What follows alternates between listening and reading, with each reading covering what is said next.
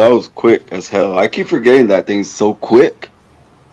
It's just a little countdown, bro. You got to get that, get them jitters out. All right, there you go. Damn. What up, Jordan? What up, Heathen? Brian? Damn, Brian's loyal, bro. Brian's been around for a minute. So is Jordan, but shout out to Brian. Watch, all our East Coast people are going to be an hour late thanks to that fucking flyer.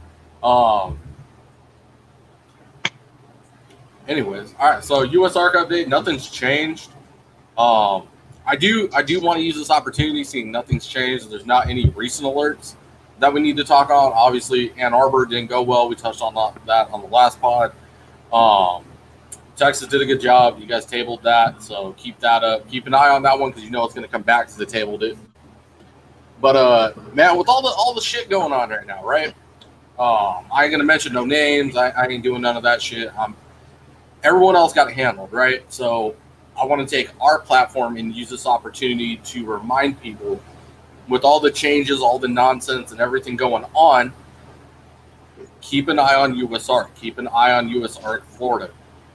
Keep an eye on your collection, what you got going on. Don't get too distracted with what's going on. We got to stay focused and remain focused on the ultimate goal, because everything else can become irrelevant overnight with the Lacey Act still pending. We have to keep in mind that's out there. When it's going to hit, what the next steps are. We just got to be paying attention. We can't be complacent. We can't be distracted. Of course, focus on what you believe in and stand and speak for these animals, but we also speak for these animals by protecting our rights to keep them. Oh, that's 100%, brother, 100%. Yeah, we gotta remain focused, man. That's all there is to it. Shit, you got anything else? Shout out to sponsors and let's get rolling. I guess let me add to that one little expert, right? With all the stuff going on, wouldn't it be real nice if USR could get that kind of attention without the drama? You know what I mean? Like, set the industry on fire, fucking cause mass hysteria, and everyone talking about it and growing attention to it. You know, that is one thing I could request. All right, so I'll mention one name, right? I don't have any beef with him. I don't have anything to say. But if I can make a request to Darian, the new owner of Morph Market, bring more attention to USR.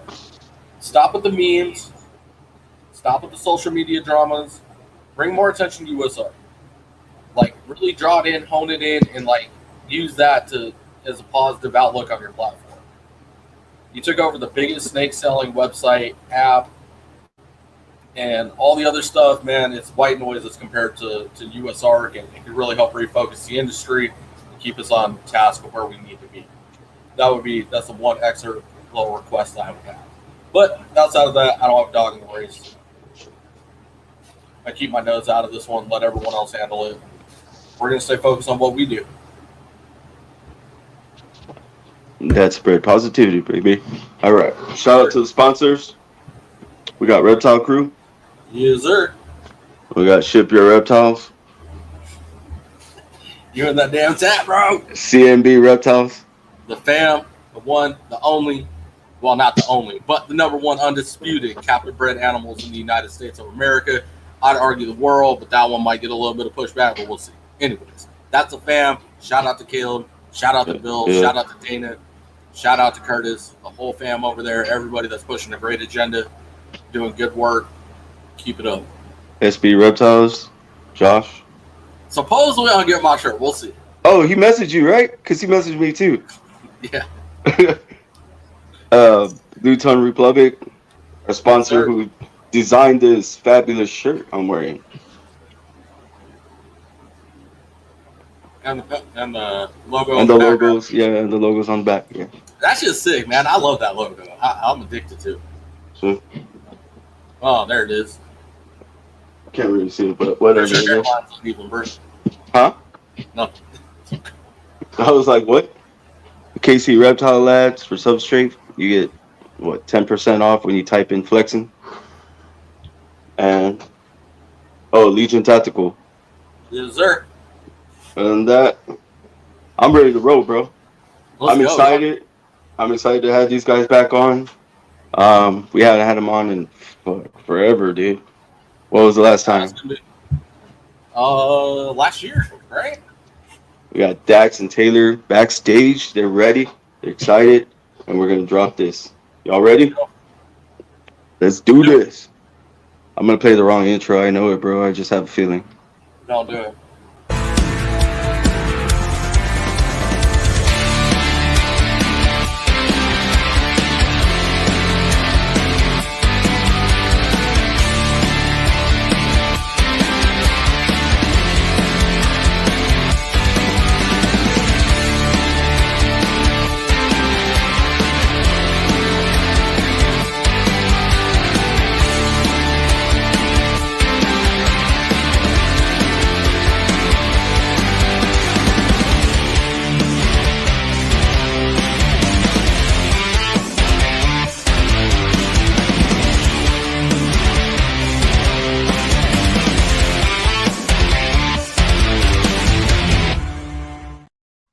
What's up, everybody? Welcome to Sexin and Flexin Live Saturday. This is a special.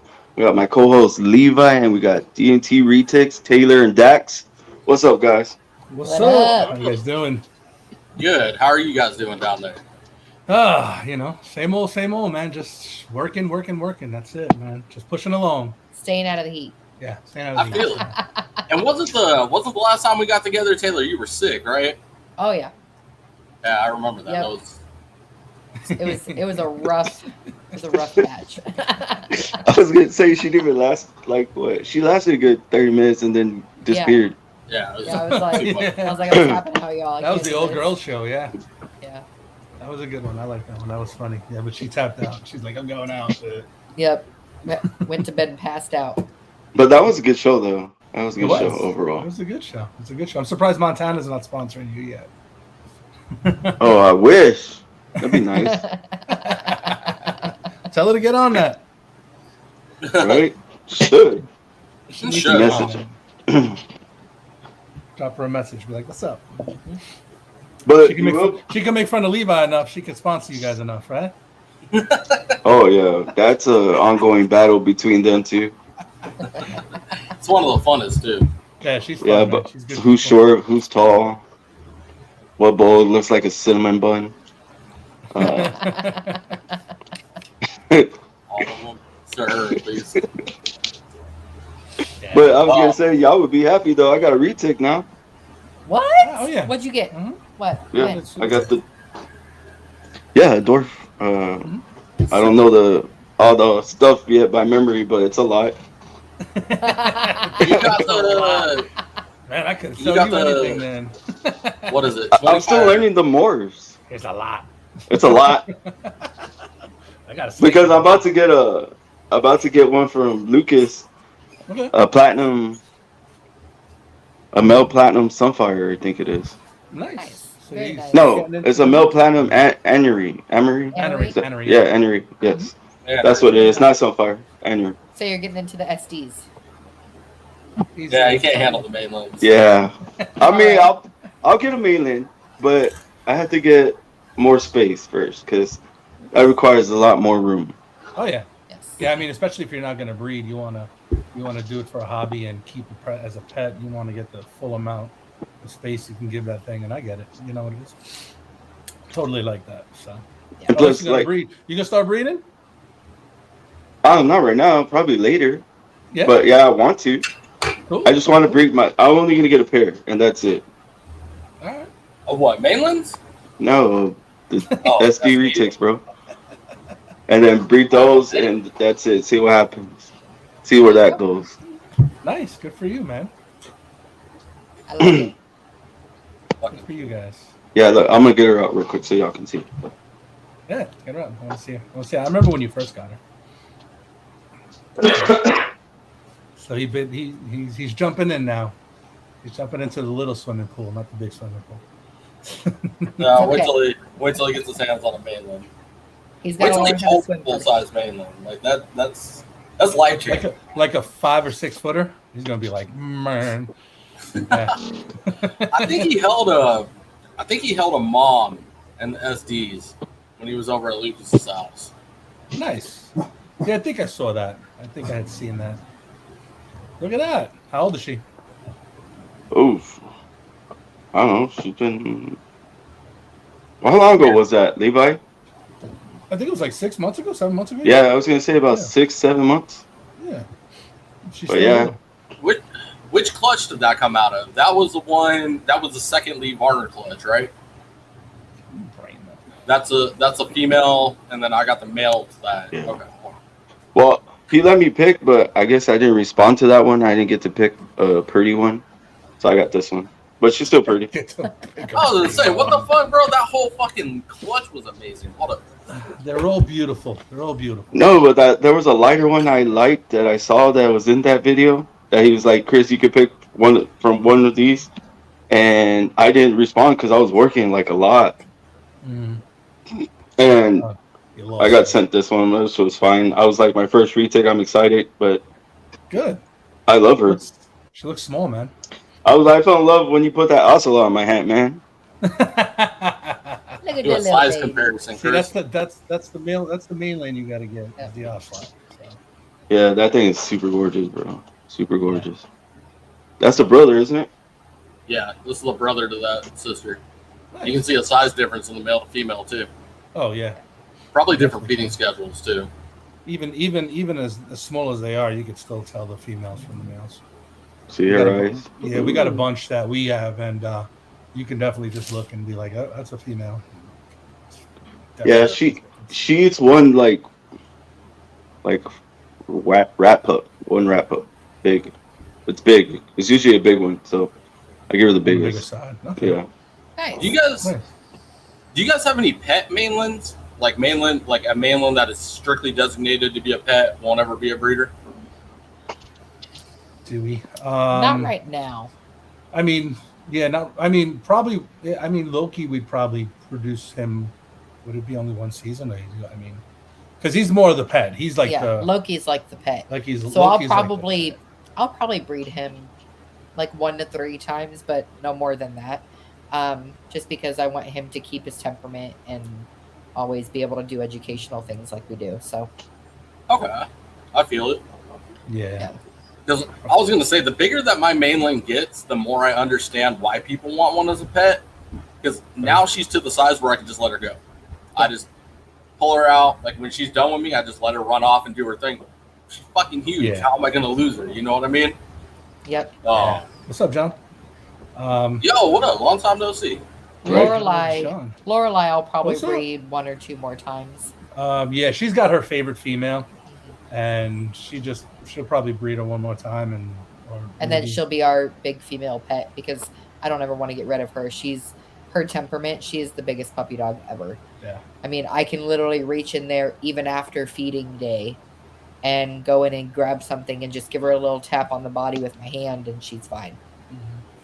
That's how my mainland is. She's super, super puppy dog. Like, yeah, even like right after eating, if I forget like the hook or whatever, when I walk into her enclosure, Yep. I have to She's go back in 13. and grab it. There's no fear. Yeah, they're awesome. I mean, I love them. They're just ridiculous. I mean, super This one's dwarfs. We dabble a little bit, and we'll start creating more. This year we'll have snows and stuff like that. So that's as far as probably we're gonna go with super dwarf stuff as compared to mainland. It's probably just pretty much snows. I have enough females and males that I could produce some really nice clutches. So Nice. the There you go. difference, yeah. Well, Yeah, honestly, I mean, go ahead, buddy. Sorry. oh no, you're okay. Let's touch on that, right? Like, what if that was the mental behind everything, though, right? Like, let me only do this project for now. Let me see this project to the end. Let me produce them. Then let's start adding other projects, other snakes. I wanted to touch on, that I guess this kind of opens up the door for it, like how saturated the market in general is. Yeah. I know MJ and Rodney touched on it, right? Yeah. How many mainlands there are up on Morph Market right now. And that's, I don't think people outside of mainlands understand. That number is almost scary. How many mainlands are available, because where are they going? The snake is not a ball python. You know what I mean? It's not a beginner snake. Yes, it can be a beginner if somebody does it the right way. Correct. But that's usually not how it goes, right? I mean, it's see, with us, we're trying to do it the new way, and this is the only reason how this became about of doing it the new way, that things are heading this way, is that when we first started, I was like, I want to have 1,000 babies, yeah. And then I had 2 clutches, and I'm like, fuck that. I'm like, this is way too. I'm like, shit. We just had 45 babies, 50 babies. This is fucking too much. I don't even want to think of having 500, 600 babies. It's ridiculous. I don't know how anybody can do it, and expect to. But the whole thing is, it's there's necessary evils. Sometimes a lot of those snakes don't eat. A lot of the babies just have no drive. They don't want to eat. They don't do nothing. So we never cull. So we try to push them as far as we can, and giving them as much help as we can to start eating or anything like that. So and you've heard it before. There's some breeders out there who cull. So if you have 50 babies and 15 of them are not eating and they don't eat for 3 months, they do what they got to do with them. You know what I'm saying? But we don't. We try, and if we let it be on their last leg, and it's either we just do our best we can. You know what I'm saying? So. Yeah, no. But otherwise, yeah, I'm not gonna do anything. I'm not gonna cull anything because, well, it's a normal. I fucking love normals, and you know what? Normals sell like fucking hotcakes, dude. You can't keep them on the table. And with all the genetic playing going on, your normals are at odds with the most sought after snake in that clutch. So now to get a normal's the same odds as getting the best genetic animal out of that clutch. So and right now you don't see a lot of normals on tables, man. You see all these genetic mixtures, and me, I'm like, normals, yes, I love it, man. People like normals, and a good, pretty normal will sell before anything else will. You know what I'm saying? But again, that goes another way. So that's how things are. Some people have to do their things to take care of their businesses.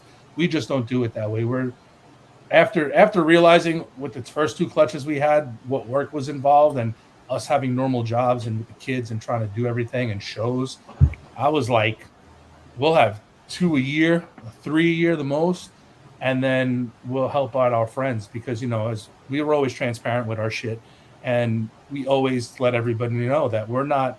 Some of the stuff on the table is not ours. And I mean, you've seen Chris. I have a lot of Aubrey Pruitt stuff on the table. He's a very good friend of mine. I have Shane Costello stuff on my table, another phenomenal friend of ours.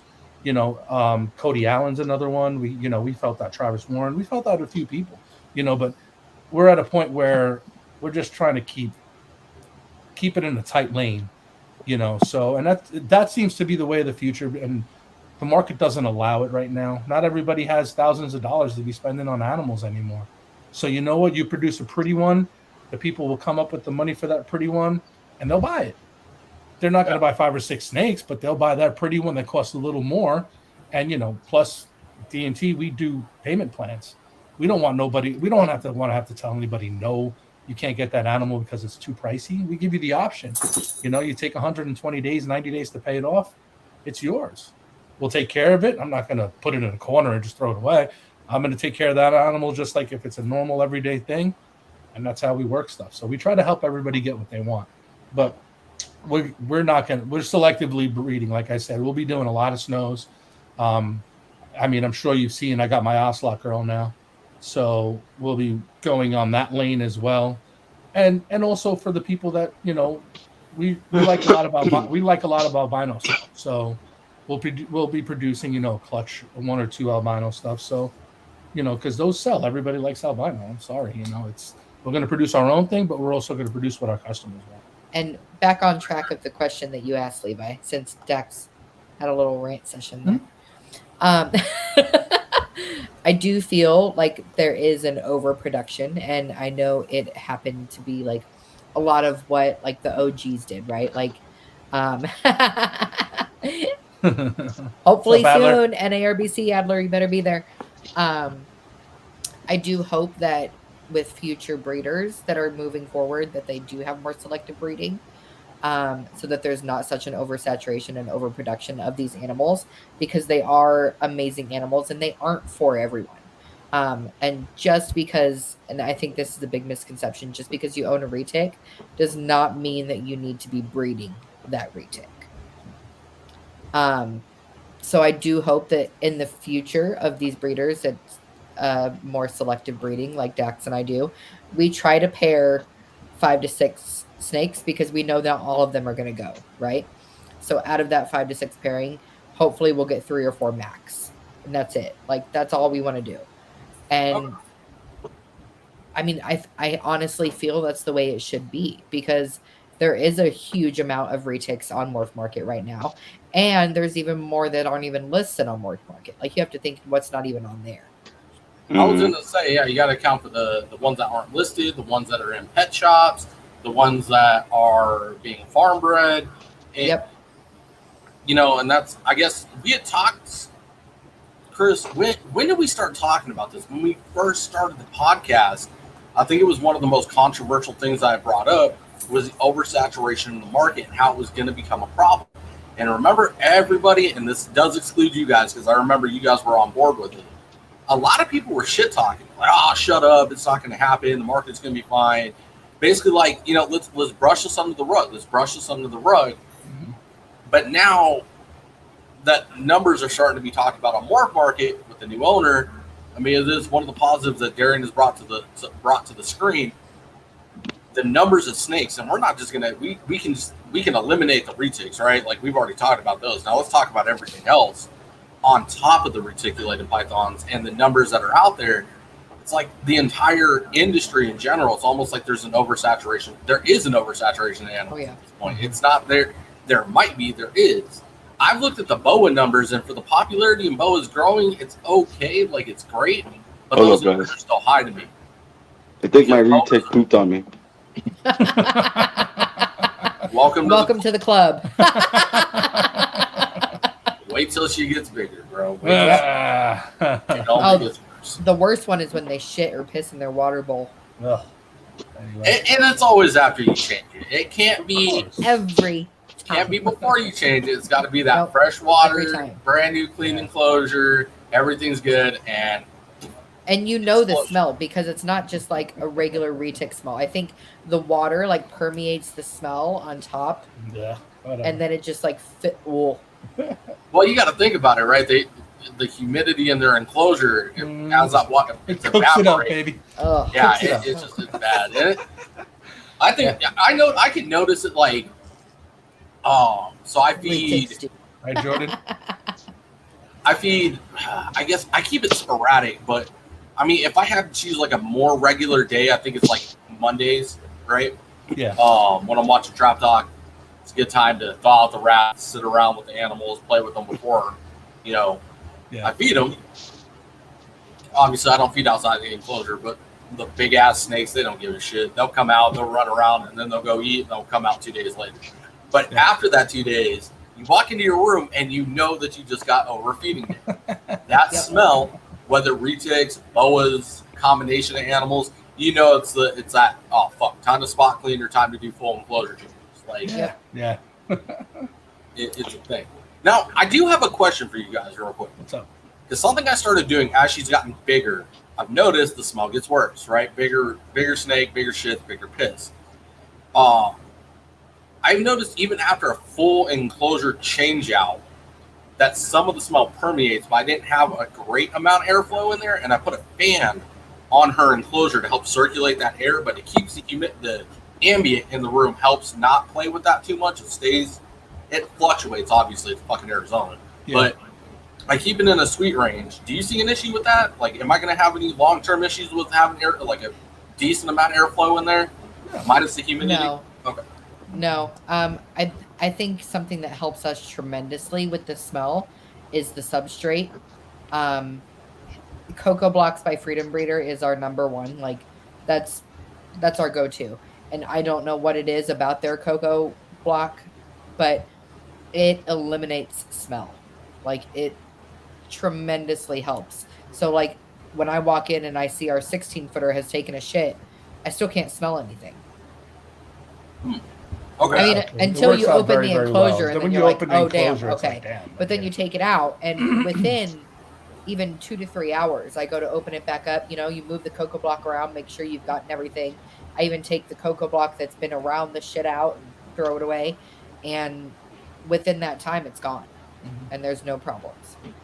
Okay, cool. So you guys do the same thing I do. I grab the dookie and the substrate all in one, like, and just put a new little hand. Like I keep a bag of I use Aspen, so I just keep a bag of it just floating around the room with me as I spot clean. I just replace what I took out. We do the same thing. With well, we usually put enough cocoa block in the 6x2.5 or whatever enclosure it is, so that there's like probably a good amount. They probably have this much substrate in their enclosure.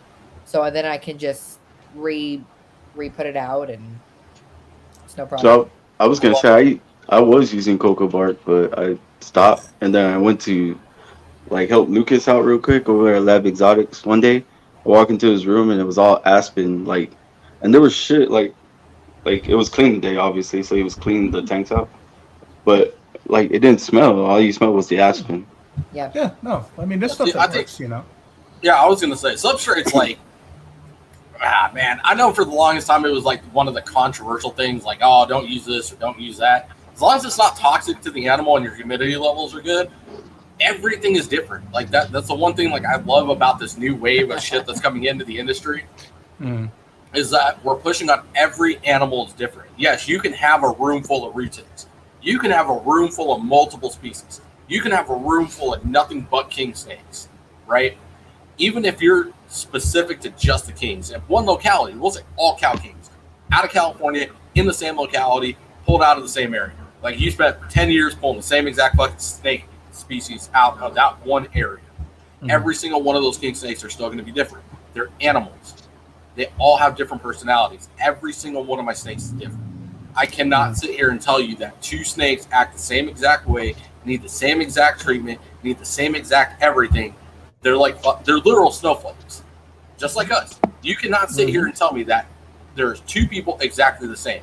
They may share identical behaviors, identical ideologies, identical and everything, but there's going to be differences, astronomical differences. And I really love that we're pushing that, right? Because I know you guys, being fucking retic breeders, you guys know you have to know your animal. If you don't know your animal, you or the animal's getting hurt. Yep. 100%.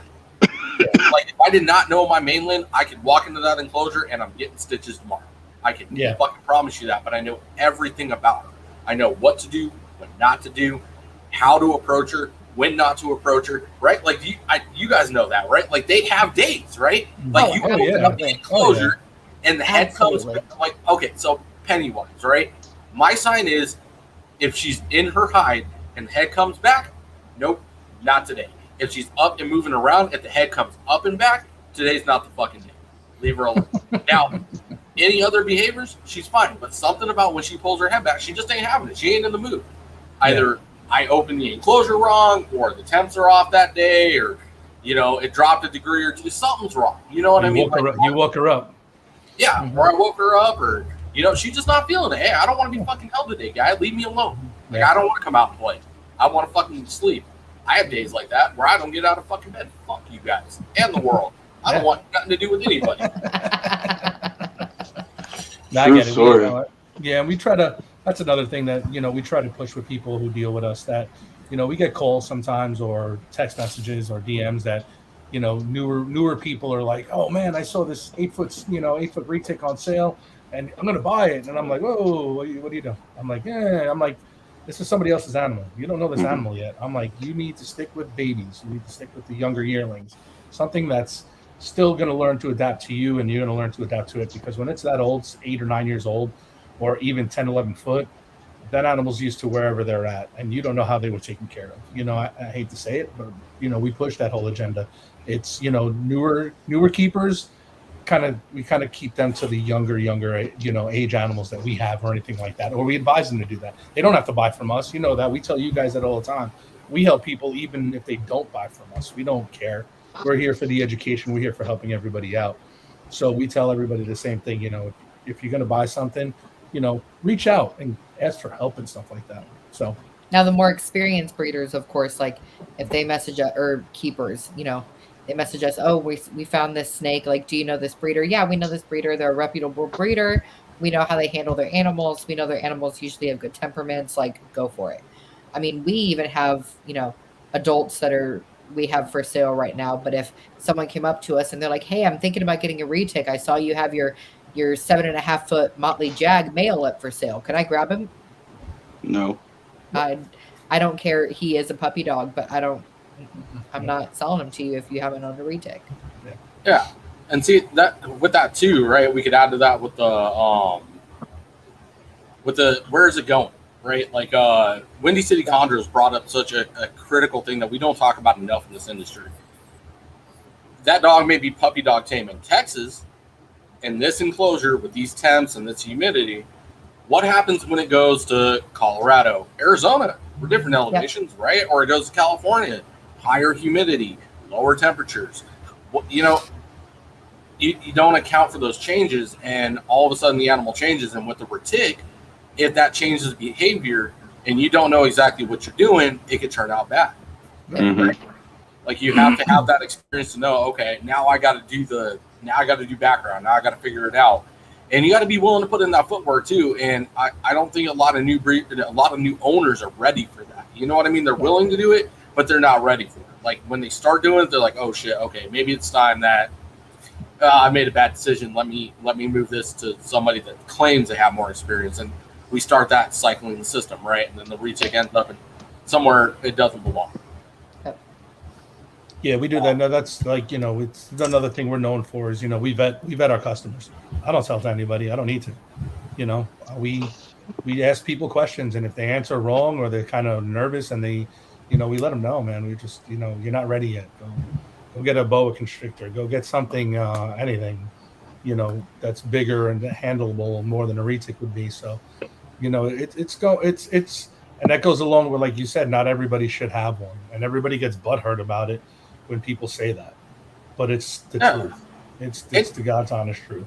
Well, it's like you said too, right? That's something that people forget, and I'm a big advocate for it, and I've gotten away from it recently, but I want to start pushing it again. Work your way up. Mm-hmm. Like if you want to get to the mainland retics, get a boa, get a carpet, get something. Mm-hmm. If you're at a ball python, get a boa. That is the next step. You know what I mean? Yep. Like there's levels to this shit, and I really want people to understand that.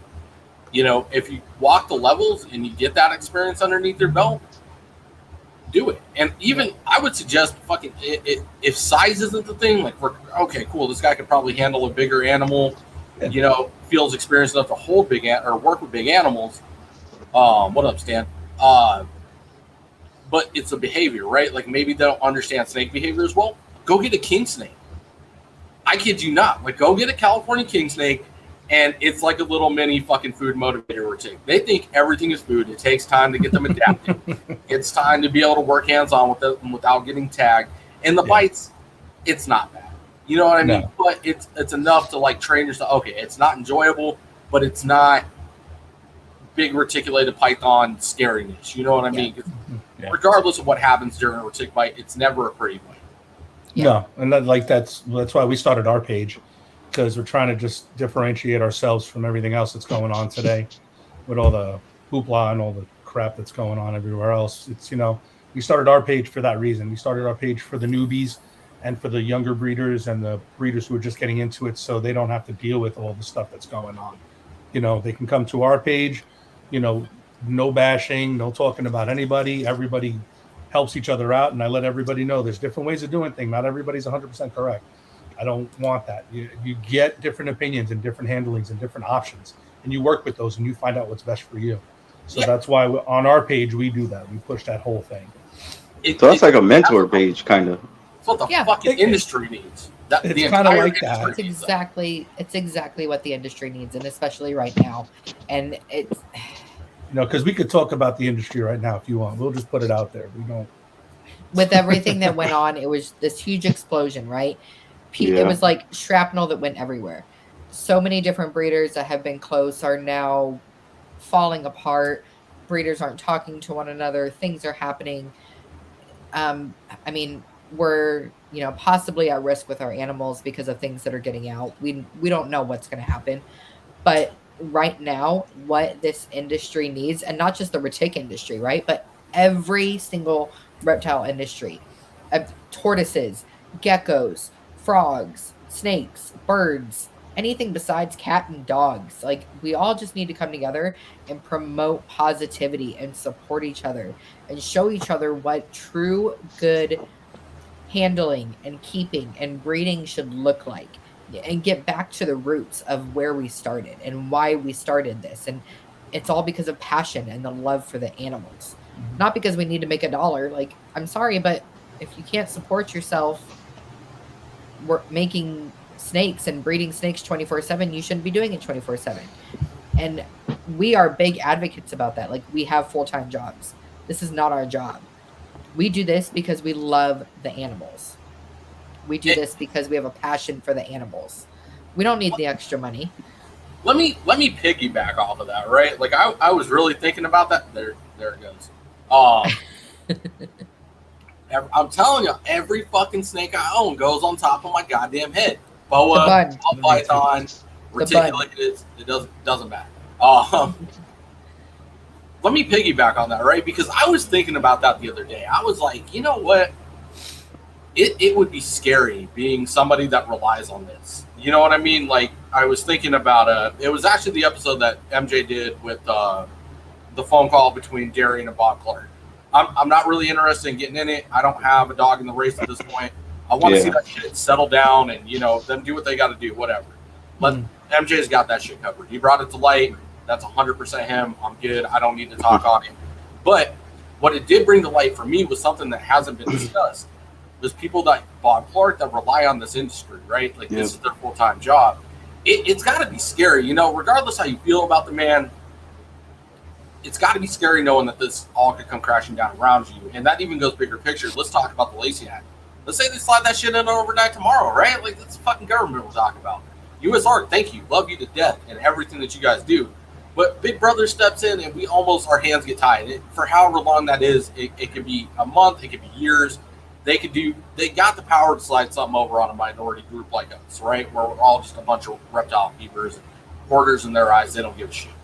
Let's say that happens tomorrow, right? And that's over, right? Like, now you're limited. Whether you've got a year's supply of animals or you got 2-3 years worth, you don't know when that's going to dry up. And now you're looking for a job and you got to get back into the corporate world or back into the 9-to-5. Like, that's just got to be terrifying. And, you know, I really just want to put that mental out there. I was thinking about that. But on that side, I'm thankful for my 9-to-5. And I'm sure you guys are too, because I'm not relying on this. I can shut my door. I can kill my Instagram, kill my Facebook, shut my phone off, shut my computer off, and never talk to another fucking person ever again. I'm going to be happy. I don't people very well.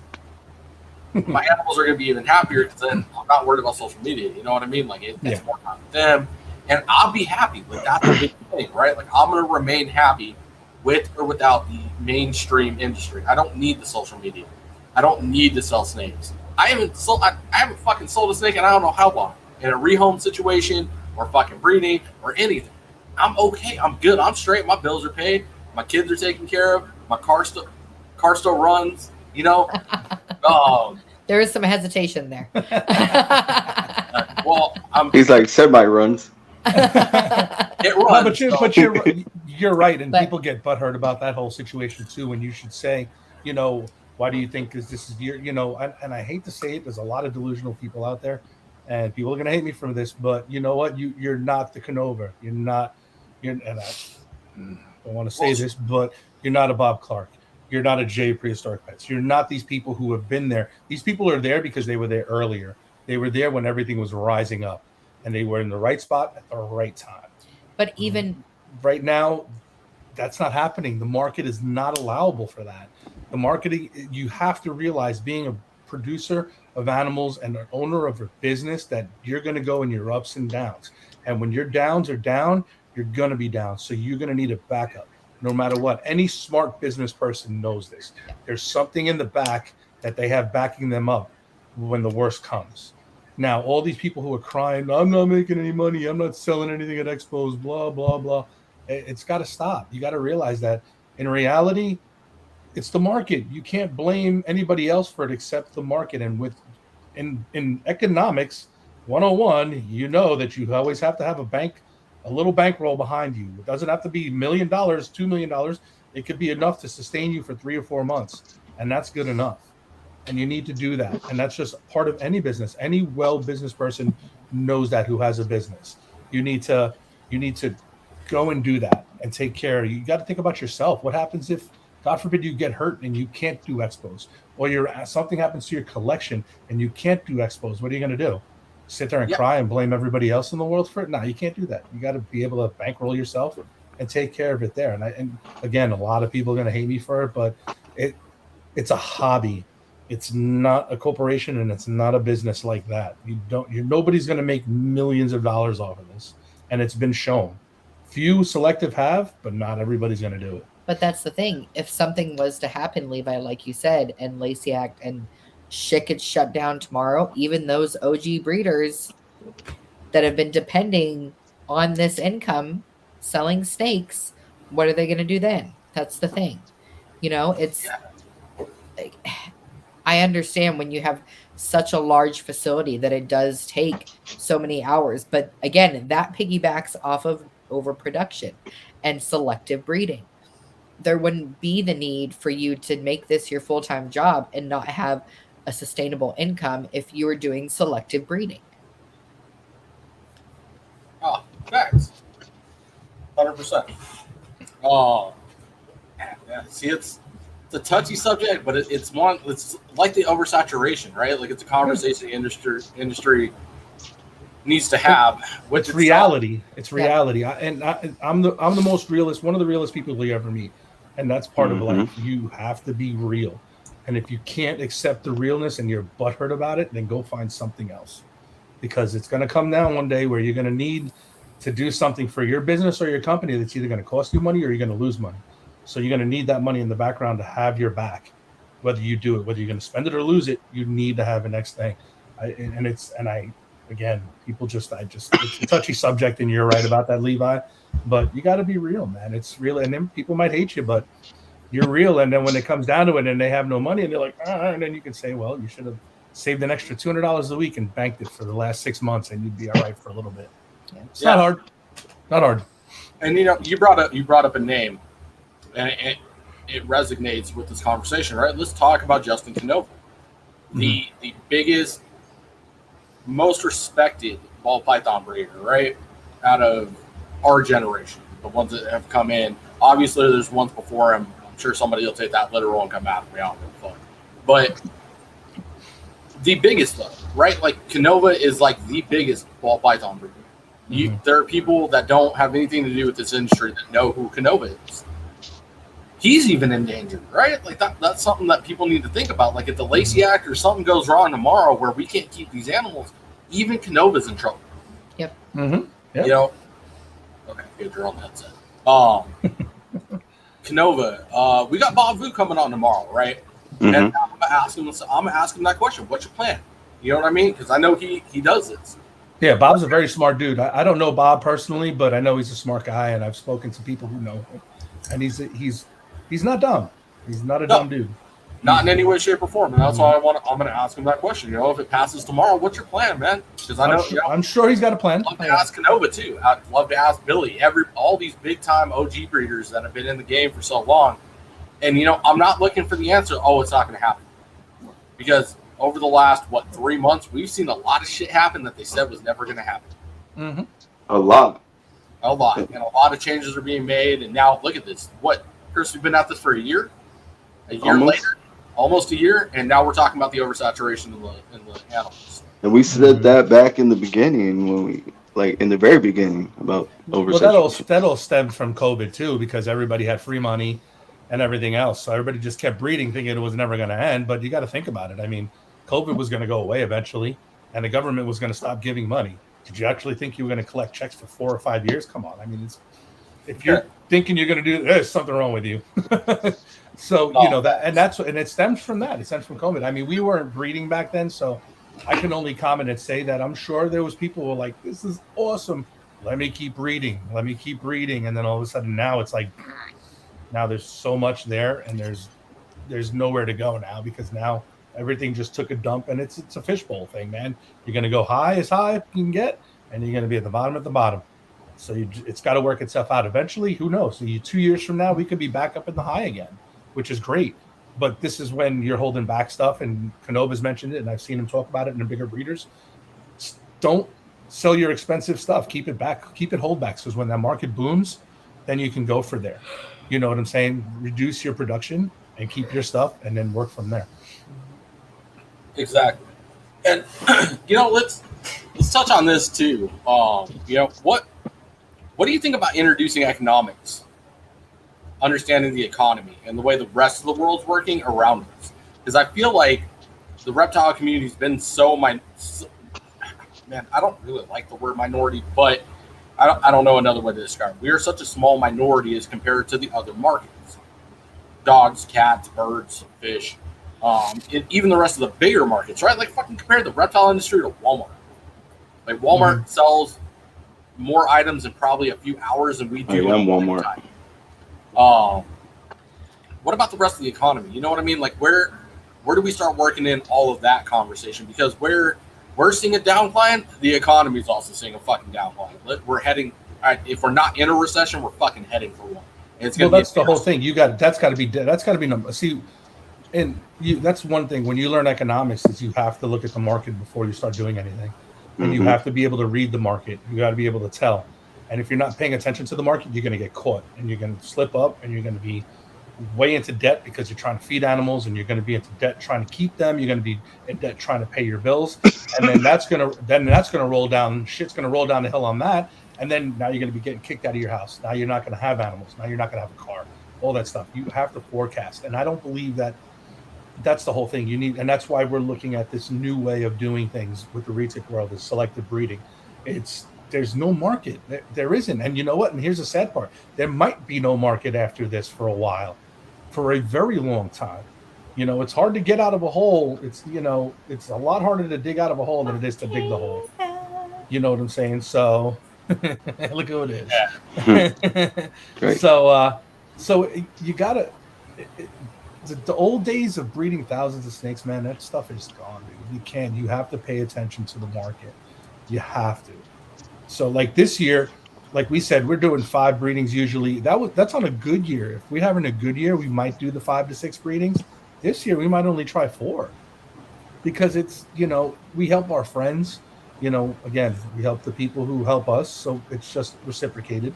So why would I want to even try 6 if the market's only letting me able to sell 3 clutches? The fourth we're stretching on selling. Why would I want to do that? I'm not going to put myself in a hole. Even with my job as a backup, I still don't want to. I got to worry about my animals. You know what I'm saying? I got to worry about feeding them and stuff like that. So I got to pay my bills at home. And then, what you say? Damn. Whatever. Go on, Montana. So I'm getting old. Leave me alone. So you got to think about stuff like that, man. And like we were talking about before, it's reality, dude. And yes, economics plays a huge part in this, because right now, and like you said it before, we're just a niche thing. Reptiles are a niche. They're not on everybody's list. It's not a necessity. It's not a necessity. It's not a need. It's kind of a want in a way. So, yeah, exactly. Exactly. We look at the times of depressions and recessions in any part of the world, and animals are on the least of the priority list at that point. I know people have been forced to rehome dogs and cats in recessions and depressions, and if not, do some things that are very, very tragic and very, very sad because they just cannot afford to keep the animal alive. And that's these are the tough conversations that we have to have with ourselves, and the industry needs to be having it with itself. Is, what happens to all the animals that are on morph market if there is a depression tomorrow or next year? We're not able to come out of this. We're not able to rebound, and America's on the decline, and then all the other countries start to go on the decline, and it's a thing that we have to pay attention to. And I think it's time, now that we're growing as an industry, to have conversations like this. Like, we put our big boy pants on, now let's have some big boy conversations. Mm-hmm. Oh yeah, I totally agree with you. Because pushing and breeding and pushing and breeding and pushing and breeding and pushing and breeding and justifying it by fucking say, oh well, it's going to come back, or oh, it's going to do this, or oh, it's going to do that. It's not always the answer. Like, oh well, I've been doing it for so many years and this has never happened. Well, guess what? The world's been around. We've been a fucking country for how many fucking years now? And guess what? What did COVID do? Yeah, us as an industry benefited from that, but a lot of fucking people died. Yep. There's like maybe, I can't remember the statistic that me and my boss came up with, people that were alive during the Spanish flu, but that was the closest the world's ever seen to something like COVID. So if that can happen, who's to say that shit's not going to happen here? We're not going to see a virus that's worse than COVID. Or we're not going to see the economy fucking crash, absolutely crash, worse than we've ever seen before. It's just all things to account for. I'm paying attention to economics, the rest of the world, the rest of everything that's going on. Yeah, agreed. Definitely agree. What if one of these countries that we import snakes from goes to war? You know what I mean? What if importing becomes fucking nothing? Mm-hmm. Well, we don't got to worry about that. Yeah. Oh, yeah. Retic people don't have to worry about that. I'm not being selfish about it, but we can't get anything in. We can't get anything unless you smuggle it in. So I was going to say, but that's an issue of itself too, right? Let's touch on that real quick because Rodney talked about that. Smuggling? No. Oh, okay.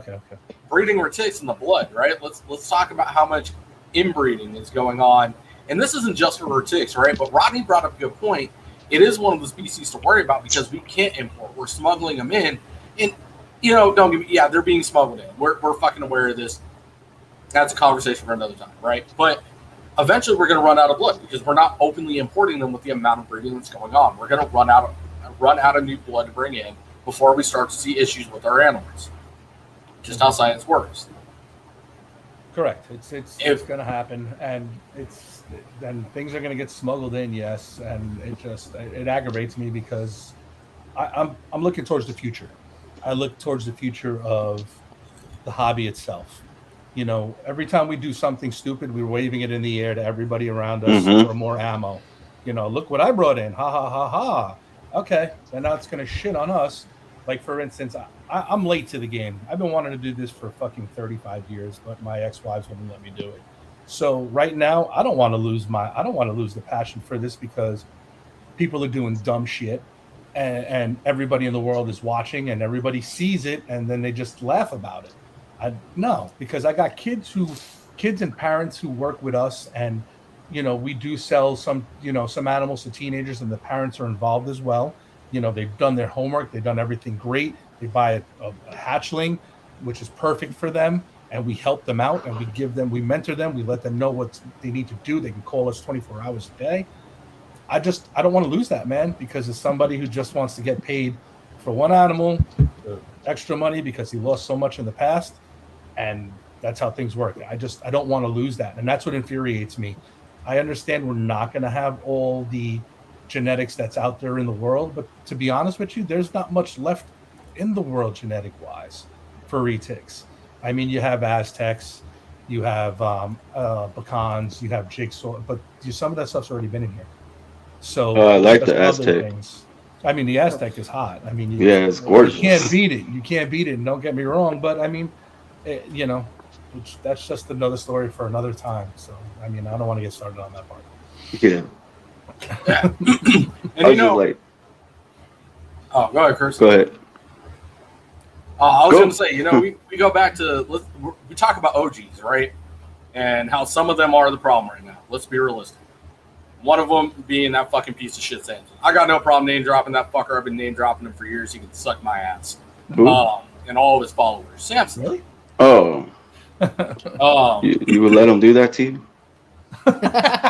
After a long day's working in Arizona sun, hell yeah, fuck that guy. And all of his followers too. You support Samson, get the hell out of this live. Anyways, where the hell was I going with that? God damn it, I was so bad about this. But some of the OGs are not the problem, right? Like Crutchfield, somebody that has done things for this industry that I don't think very many can say. He's done fucking jail time for this industry. He has put his life literally up for stakes to keep our industry going, and got animals here that we needed here or wanted here, and did some shit he's not proud of today, but at the same time is, right? He stopped selling Crocs to people. He did a lot of things about 10 years ago that people were, oh, you're a fucking idiot, blah, blah, da, da, da. Got a whole bunch of shit talked to him. But hey, it paid dividends, didn't it? Yeah, well, For everything he's done. He stopped doing all the illegal stuff. So, I mean, he cleaned up. Anybody can clean their act up, which is great. But some people aren't going to clean up their act. That's the problem. Some people don't want to change. They think they could just roll over everybody and bully everybody around, and that's how it works. But, every dog has his day. That's how I look at it. Every dog has his day. You're going to mess with the wrong person, and they're going to bury you, and it's going to happen. And just because you've been around for 30 years don't mean shit. Legends fall, and it always happens. And they fall hard. Yeah. Exactly. So, but with that, right, such a pillar in the game, making changes early and helping lead the industry in the right direction, we need that more than ever, right? Like we need Samson to go away. We need these shitty keepers to go away so we can get people like Crutchfield either back in the light or have somebody take his place to where we can start working on this industry to where we can start talking about, let's get a lobby together to where we can approach Indonesia and talk about importing. Let's get a lobby together to where we can finally mend that fucking bridge with Australia again. Yeah, those are another species that are in trouble. It's not it, but it's when. We all got to get together. I mean, right now is rough. I mean, right now is, I don't know where it all started from. I really don't. I think just everybody's getting butt hurt for some reason or another. It's got to stop. I mean, it does. I mean, the whole Retic community is just, I don't know what happened. It's literally last year where everything was fine, and now this week it's like the last 3 weeks it's like fucking blown up. And I don't get for what, but I do get for what in certain instances. We get for why. We get for why, and that's the whole thing. Man, I think I've been looking at it and I've been thinking on it. I've been dwelling on it and really ran through it, man. I think, Chris, I said this in the chat not too long ago. I think this is something that's been kept under wraps for many, many, many years, and it's like it's a teacup, right? You can only pour so much into this cup before it starts to erupt, and now everything's coming out, man. Like this teacup is overflowing, and secrets and miskeeping and abused animals, and this is just the way it is, right? This is exactly what I said. This is just the way it is. Mm-hmm. That fucking bullshit excuse is not good enough anymore. Now that's coming out. Mm-hmm. No, this is not the way it is. This is not the way it's supposed to have been. We were never supposed to get this far, but now we are. Now we need to make changes. And a lot of people are unhappy with that. And instead of remaining focused on that, a lot of the bullshit comes in. And this is where I've gone off on my tangents about USARC and the drama in the industry. Instead of focusing on, hey, you know what? This is just how it is. It's not excusable anymore. No. Let's get better. Let's grow. People will get mad. Oh, I don't want to grow. No. I'm not going to mention any of the titans that are before this that are still continuing to fucking abuse their animals by overproducing and fucking not keeping tabs on what the hell is going on behind closed doors or being a part of it themselves. That's not okay anymore. So what they do is they refocus that drama. And then people just eat it up like hotcakes, man. The petty drama and actual news are two very different things. Oh, well, Dax is a fucking idiot because he keeps his retic in a 6x2x2 instead of an 8x2x2, even though he said he's getting an 8x2x2. Okay, that's petty fucking bullshit.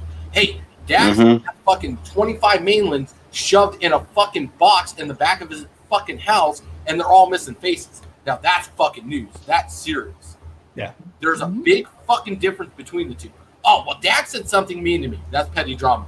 Dax said it's acceptable that retics are missing faces because that's just how it is. Okay. We were talking with somebody. We were talking to somebody this morning, and that's what it's come down to. It's come down to, I call it jabbing. You're throwing jabs, and there's no need for the jabs. You just do your positivity, and if you feel your snake's better, there's no reason to jab somebody else to do it to make yourself feel better. And like you said, it's petty. It's fucking petty. Make it a fucking conversation, man. There's nothing better. I said this recently too. There's nothing better than having a heated, fun, educational debate with somebody, right? Like one of the biggest things I love arguing with people, and I usually get my point across at the end of the day, and we end up agreeing, getting retics off the ground. I fucking love Shane for that one. When he brought that up, I was in a dentist's office and I lost my shit. I got off the couch. I started pacing back and forth. I was super fucking excited. I was like, oh my God, somebody in the limelight is talking about this. Finally, There are a fuck ton of viewers in MJ's live. This is finally getting fucking discussed on the big time in a very serious moment where people are actually paying attention. I love it. Is it absolutely required? No. But like Shane said, let's give our animals a chance to thrive. Mm-hmm. Let's give them the option. If they don't use it, then take it out. If they use it, keep it in. Always give your animals the options. Like we were talking about earlier, every animal is different. I've got behind that is 2 grow tents. By the way, I was right. Grow tents on the move. I love them. I've got so he said. So he says. Till it gets bigger. I got 2 super door for chicks. I'll edit this. Don't worry. I'll edit that part out. Shut up, Chris. I got 2 super doors in these grow tents. Listen, if it hold on, Levi. If it works for you, dude, let it work for you. I'm not gonna knock you. I'm not gonna. I joke around and bust your chops. You know what I'm saying? But you know what? It's all in fun. But if it fucking works, it works, man. That's the whole thing with people today. You know what? There's shit that works besides what you've done, and that's why, like I said, that's why on our page we leave the option open for everybody to give an idea. And I tell all the newer people, try those ideas. You know what? You might go through 4 of them, and the 5th one might work. And it might sound like something not retarded, but something that's just asinine, and you'd be like, oh fuck it, well number 5 worked. I tried 4 of them, number 5 worked. You know what I'm saying? Yeah. And that's the problem with today. You got people who will line you up, Levi, for having them in the grow tents when there's no need to. You keep them the way you want them. If they're healthy, you know, like our big girl, she's big, she's in a 6x2.5, and she loves that enclosure. If we take her out, she's like, no, I'm going back in. And the only time she comes out and stays out is when we put her into the big jacuzzi tub, and she just chills there, and that's it. And then when we pull her out of that, she goes back into the fucking enclosure, dude, by herself. That's her, like we were discussing earlier. That's her personality. Awesome. She likes that instance, right? And the thing is I know she's happy, and it's not just because she likes her enclosure. She doesn't want to come out all the time. She's not pushing. She's not aggressive. She's not defensive. Her temps are correct. Her husbandry is fine. And if she wasn't happy, she would let me know. Mm-hmm. These are animals. They're not just fucking stuffed animals that are sitting there. Exactly. They're fucking animals. She would let me know if I saw, okay, you know what? She's starting to push a little more than I can normally see. Let me check her husbandry. Let me check her temps. Let me feed her a little bit more. See if that's it. Nope. You know what? I fed her last week a 5-pound pig. She's still pushing a little bit more. Babe, I think it's time we might need to get a little bit of a bigger enclosure. But she's happy. She's healthy. Her temperament is fantastic. And she doesn't need anything bigger. Yeah. Now, but we'll get shit on for that, though. I'm guaranteeing you. But I don't care. So I do. Because my animal's fine. She's healthy. Like she said, she's beautiful. There's nothing wrong with her. Her face is not pushed. She sheds fine. Even though it's a fucking confetti party. No, her last one was almost a full shed. Okay, cool. But it's maybe 5 pieces. That's what we're trying to promote, is that not everybody's set way is the perfect way, man. We all got to talk. We all got to worry about working together as a community and giving ideas, and stop bashing everybody and stop jabbing at everybody. That shit's got to stop, man. It's got to stop. But honestly, when will it stop, though? It never will. That's the thing. It never will. Because so many people have so many different opinions, right? Mm-hmm. And like Dax said, like we could give out 5 different opinions. The first 4 might not work for Chris, and he tries the 5th one and it works. Whereas Levi tries the first one and boom, it works for him, right? Everyone is different. Every keeper is different. Every snake is different, which piggybacks exactly what Levi was talking about in the beginning. Every snake is different. Let's see. My Lab Platinum, everything that he's like 7 different morphs down there.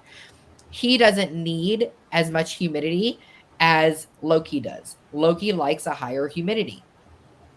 That's just what he likes. If he starts getting a little bit dry, I know, because he'll start moving around a little bit more. He is searching for more humidity. That's the thing. But I mean, every snake, every breeder, every keeper is different, and people need to understand that, but they're never going to, because they see the way that it works for them, and they're like, oh, this is what I was taught. This is how I learned. So these people are wrong. Yeah. But no, for real. It's not that way. And it's like, I was on TikTok live the other night, and I'm trying to get our followers up on TikTok. So I try to do more. That's hard, right? Fuck. We actually have a good friend, and He's got I don't know how many. He's got a lot. He's got followers? like 20,000 followers. Lance. Yeah, this kid Lance, and we get on with him, and we just. But I was on numbers. with him, and then I got on my own live because he had to leave, and I had about 1,000 followers, like 1,000 people viewing on my live, so it got up there and it got us a little bit more followers. But I had this one person that was like, "Oh, you keep snakes in racks? That's not correct." And they need room to grow and to climb. And yes, retics are semi-arboreal, and if you give them the space, they might utilize it. Not always, they might, but. The thing is he's like, I can't believe you have snakes and racks and it's inhumane. And I was like, dude, well, they need a hot and a cold side. I'm like, do you not realize that racks still have hot and cold sides? and plus, to be honest with you, 95% of them aren't going to be here much longer. They'll be gone in a month. That was another thing that this person said. Well, I can't believe you're keeping adults in there. These are not adults in our hatchling racks. See, and This is the thing. I haven't really wanted to talk in this, but I will. And I know I'm going to stir up some controversy. And that's what I do best. I can't stand argument between fucking pet breeder or pet tubers and fucking rack breeders. Yeah. If they would both shut the fuck up and just do what they do and stop causing arguments and stop picking at each other, both ways work. Yep. They do. Come to are our healthy. house. They're taken care of. Both ways work. Because, yes, there are rack breeders that have no fucking business shoving a mainland retic in a fucking boa ARS rack. I've fucking seen it. It's disgusting. That's wrong. Yeah. Come to Pet our tubers, house. they're fucking god because they have one goddamn bioactive and one ball python, and all of a sudden they know about all the other species. No, sit down, shut up. Check it out. I got a story. So a while back, a bearded dragon breeder came to me and got her first ball python. I was like, what do you keep your snakes in? And I was like, a rack system. And she's like, but that's inhumane. Why not like a tank? I was like, okay, go buy all those tanks. See how much that costs you versus a rack system. I mean, either way, I said it still works. You guys can keep like ball python breeders. They can get racks today where you can keep an adult male or female in that rack, and there's nothing wrong with it. You have a hide, you have substrate, you have a water dish. Else. Most snakes do climb, but the percentage of climbing actually is way lower than when they're on the floor, hidden in a bunch of brush. They're on the floor, buried themselves in cocoa blocks like that. As a pet keeper, yes, you can get all you want, and I will not tell you you don't need. That's kind of stupid. 10x3 3. No, good. That's awesome. Great. You're a pet keeper. Get that giant ass enclosure for that super dwarf retic, that mainland retic. Get your rooms like there's room people. I'm gonna fix my room up to be for my mainland. That is fucking badass. That is really, really cool. Can I do that? No, I'm sorry. I have kids. I have other things. I got stuff to do. Mm-hmm. But I'm also breeding. So a good percentage is not going to stay here longer. I'm going to be breeding some of these out. And like you asked earlier, if we have any pets compared to breeders, our breeders are probably going to go to somebody else who's looking to breed our animal. What do you got? What do you got for a female? I got this, this, and this. All right, I'll buy her from you. Okay, see you later. That's what it is. You know what I'm saying? We do have some of our breeders that will be pets. Like she said, Loki's going to be one. My ocelot's not fucking going anywhere. That thing's gorgeous. Our big girl Lorelei, she, as much as I'm like, but she's like, let's keep her. So how can I say no when I'm keeping my ocelot? I'll let her keep what she wants. But some of the stuff is going to go. But we still have them in enclosures. We don't have them in racks. They're still in big enclosures. Yeah. And we're upgrading right now. So right now we're learning, and we're learning, and that's the whole key word is learning. We're not being stuck, and I'm not going to say, well, I'm going to keep my fucking snake in a 5x2, and that's it. I'm not going to. It could sit in the corner and do everything it wants all day. No, I'm upgrading. I got literally, here's a shout out to FTL Reptiles, fucking great people. Mm-hmm. I'm on my way up, but I was speaking of that. I'm actually getting him on too. Oh yeah. I love Alan. Yes. We're on our way for buying 12 more enclosures from him. You know what I'm saying? So we're upgrading. We're evolving, and that's the whole thing. You need to evolve. You know what I'm saying? So that's how we're working with our business and all that. And that's how it needs to be done. I don't care what anybody says. You can yeah, well, I'm going to produce all this and all this.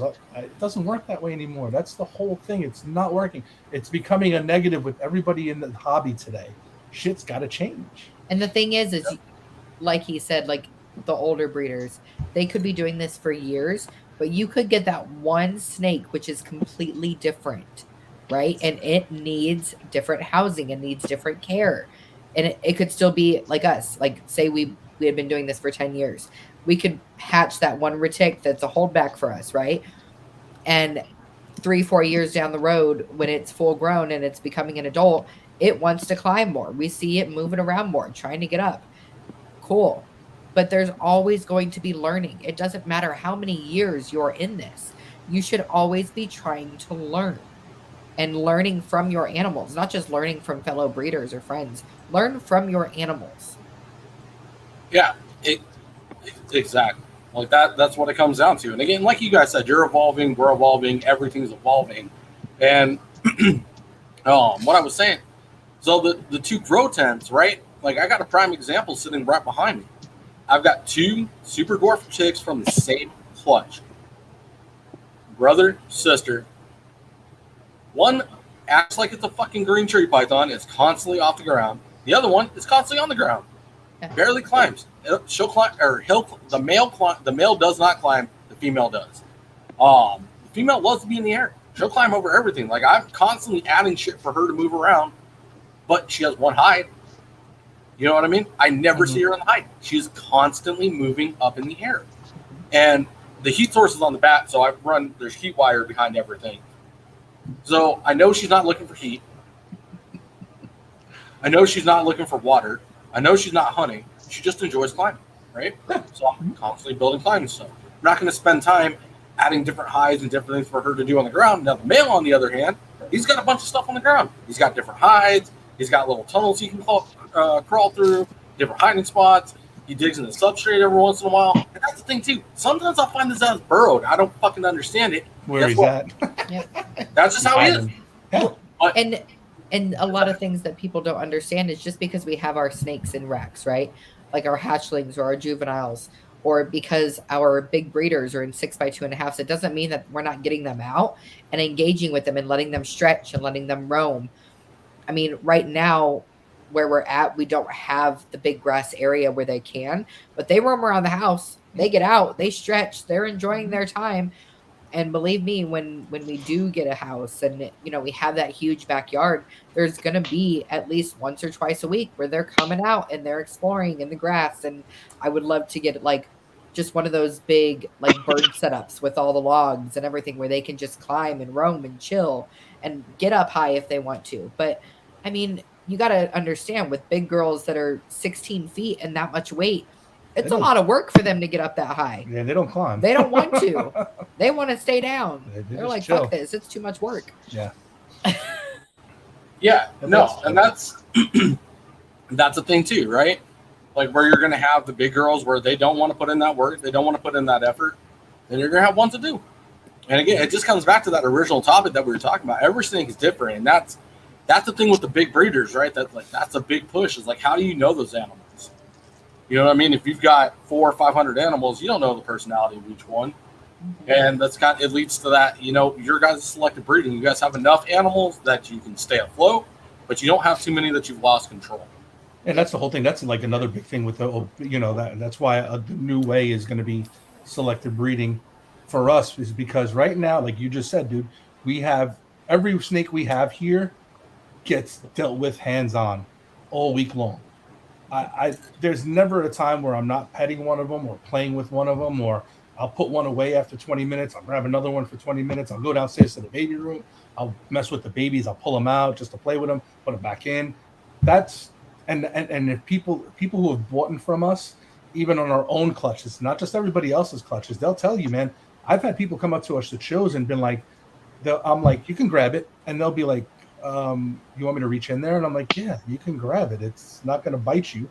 And they grab it, and they were like, and I've had customers say, this is why I'm going to buy this animal off you, because I just came from a table. The guy opened the door, and the fucking thing came flying out. And that's usually people who have giant collections. The animals just don't get handled enough, and they're just stuck in there racks and everything else where we play with these guys. These guys are handled enough. There's nothing. Food response, don't get me wrong. These things are animals. They want to eat, and they're going to eat, and they're going to come flying out of their enclosures. But otherwise, once they're pulled out, you could just leave them on the floor and do whatever you want, man. They don't try to run away. They're not flighty. So, you know, that's another thing that like we're trying to push too, is that with the new way, it's keeping collections and breedings really small. And all of our adults that we have for breeding, right? We have 24 adults. Not fully grown. Not fully grown. But they're sub-adult to adult, right? To where they're going to be breeding for us. All of those pairings are interchangeable, minus like the snows and the anneries and the 2 sets of pieds that I have that I'm, growing up. But the rest of those are all interchangeable to where I can put one male with this female, and the next season I can swap and I can do totally different pairings. But each pairing that we have is interchangeable for years. So we don't have to grow up or buy another adult because, oh shit, I have this female, but I don't have a male that's going to go to her. And so we were selective upon buying. Well, not in the beginning. Dax just bought what he wanted because he thought it was pretty. But we were selective for the most part upon buying because we knew that we weren't going to want so many snakes where it was going to be unmanageable. Today, let alone, I handled 4 of our 7 to 8 foot males. Just pulling them out, handling them, making sure everything was clean, pulling out a little bit of, whatever it was in the cage, whether it was a urate or a poop or a little bit of shed, whatever. But I handled Loki. I handled our Motley Jag het albino male, which is about 7.5 feet, our 7-foot purple het anery, and our 7-foot lavender. Just pulling them out and engaging with them because that's what you have to do. And you have to handle these animals so much, and that's something else that people don't understand. You can't just put it away and keep it in an enclosure because it's a snake. They still need that socialization. Even just Levi keeping the snake on his hat right there. That's socialization. That snake knows you're moving. That snake can feel your body. That snake can feel your heartbeat. And he knows you're there. It's socialization. He's pairing with you. He's building a relationship with you in that trust. Even as you move your head right now, he's not fucking freaking out trying to bite you. It's socialization for these animals. This is what I do at work. I love it. I love it. That's cool. Nothing wrong with that. Well, I had mine out, but she pooped on me, so. That's usually when they go back in. Yeah. I let them piss. I'll sit there and help them a little bit, make sure they're empty, and then I'll fucking keep holding them. I don't give a fuck. She does that. She's like, hold on, I'll go outside the toilet bowl. So hold on. Can we go back to the pie? You're going to be producing pies? Did I hear that right? Oh, jeez. Yes. I have considered adding a second one, and that's what I want. So Sal Valletta is a very good friend of ours. I'm closer with Sal than Dax is. And I cannot go to his table and not buy something, and he knows this. So, piggyback story, Tinley, this last March, we went and we saw everyone, and Dax was like, I am not telling you where Sal's table is, so you can't buy anything from him. And I was like, ha, ha, ha, psych, I already know where it is. So, She already bought something. I had already bought something before he even knew. Oh, damn. But that isn't the Pied project. The Pied project that I have, our girl probably still has like a year and a half till she's ready to go. But she is an orange glow golden child het pied to a mochino het pied. So I'll be making OG pieds, mochino pieds, GC pieds, OG GC pieds, and mochino GC pieds. Are you ever going to produce pied to pied and just do straight pieds? I don't know. I mean, I might. If one of those comes out, I'll have like regular OGs and mochinos too, but I'll produce visual pieds. Yeah. If you get a normal, let me know. Just a normal straight. Just a normal pied. Yeah, I love the combos. I really do. But there's nothing, in my mind, there's nothing better. It's like having an albino Burmese python, right? Have you seen the mochino pieds? Yeah, they're cool. They're badass. Pieds? The orange. But No. I want the black, the white, and that's it. And that the original What about pied, What about a panda pied? Have you seen panda pieds? I would go for a panda pie too. Okay. And some oddly GC. I know. Yeah. Let me get some Motley in there, and then we'll be fine. Get some Loki in there. No, and I would love to produce snow pieds. I know that there's already one person on top of that, but yeah, he just came on too. Goodbye, Mr. Mike. Voorhees. Oh, Mikey. I love Mikey. But yeah, I mean, so that's the whole thing. We in general, we're trying to keep everything positive. Like you guys are. We appreciate that from your guys' end. You guys are the voice for us to where we can't reach. So we appreciate you guys having us on. But that's the whole thing. We want everybody just to get along, man. Put the shit aside, man. I mean, everybody used to help each other back in the day. What the fuck happened now? You know what I'm saying? It's just now you got to make smaller breedings. It's not fucking gun ho anymore. You know what I'm saying? And people got to stop getting butthurt about stuff. You know what? If somebody doesn't like something of yours, then fuck them. Who cares? And it's move on, man. Move on. I have other shit to worry about than other people like my snakes. There's people who hate us because we're not full-time breeders, because we only breed 2 times a year and we sell other people's animals. Well, I'm sorry, but we're friends with these people. You know what I'm saying? We're still breeders, but why? What do I have to produce 1,000 snakes to make my name big? Nah, fuck that. I don't. That's the issue, though. That you're not the problem. That person talking against you, with all due respect, is the problem.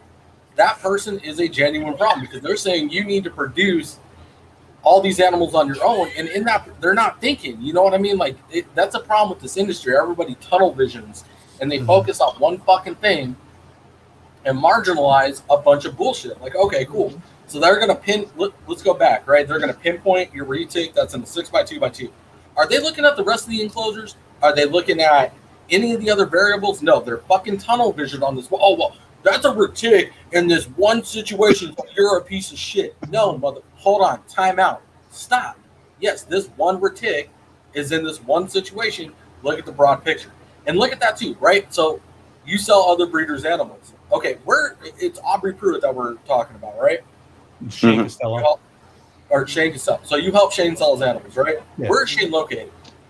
He's in Chicago. Yeah. So he's in Chicago. You guys are in Texas. We also do 25 to 30 shows a year where he does none. Yeah, he doesn't do any shows. Let's cut the shows out of it for a second, though, right? Let's just focus on the demographics. He's in Chicago. Now, let's say he doesn't do shows. Let's say you guys don't do shows. But you guys are in Texas. He hatches out a clutch of some badass shit. How the fuck is he going to get that market to Texas? He's not going to get everybody. He's going to get the people on Morph Market. What about the people that aren't on Morph Market? What about the people that refuse to use every ounce of technology at their disposal? What if they've never heard of fucking Morph Market, but they're in Texas? But you know what? They're never going to hear of Shane. They're never going to know that this badass specimen of an animal is out there. So what does it do? It sits there. It's like, okay, Chicago market's oversaturated right now. He doesn't sell it. It sits. It grows out. It's growing out. It's growing out. Now he's got an animal he wasn't accounting for. Which Shane is a responsible keeper and he's ready for it, but that animal's not getting out of its range. It's not going to come out of that enclosure as much. It's going to be a breeder, whatever. Oh, guess what? Hey, you know what? Dax over here said he is willing to help me out. Let me send half of this clutch over to Dax and let me tap into that Texas market. How is that an issue? Because now there's a pet keeper that wants that retic as a pet. Now that retic is thriving. How is that a fucking problem? People need to stop tunnel visioning bullshit. Okay, so you guys aren't producing all these animals. Guess what? It's the same thing. Shane's probably been in the game longer. He's got a lot more animals to sell, but he's also on the East Coast where I think bigger snakes do a little bit better. So now you guys aren't producing as many animals. You're not oversaturating the market. You're helping spread out what we already fucking have. Whoever told you that needs to watch this podcast and think that shit through again. Yeah, we get it a lot. Trust me. Oh, we get that we're flippers and we don't breed anything and we didn't have any clutches. So what? So what if you guys are fucking producing? And we just buy other people's animals. But in fact, like we have never bought anything from Shane to resell. We have never bought anything from Aubrey to resell. We have never bought anything from Cody to resell. These are all super close friends of ours. that have put the trust in us because we have built that trust with them and that friendship. They send the animals and we help them. We're helping, like you said, spread the word. We're helping the market. We're not oversaturating. We're keeping our selective breeding. And the thing is going back to all these people that do oversaturate, right? Like the OG people, that was a different time. There were so many less fucking Mike. There were so many less breeders at that time than there is now.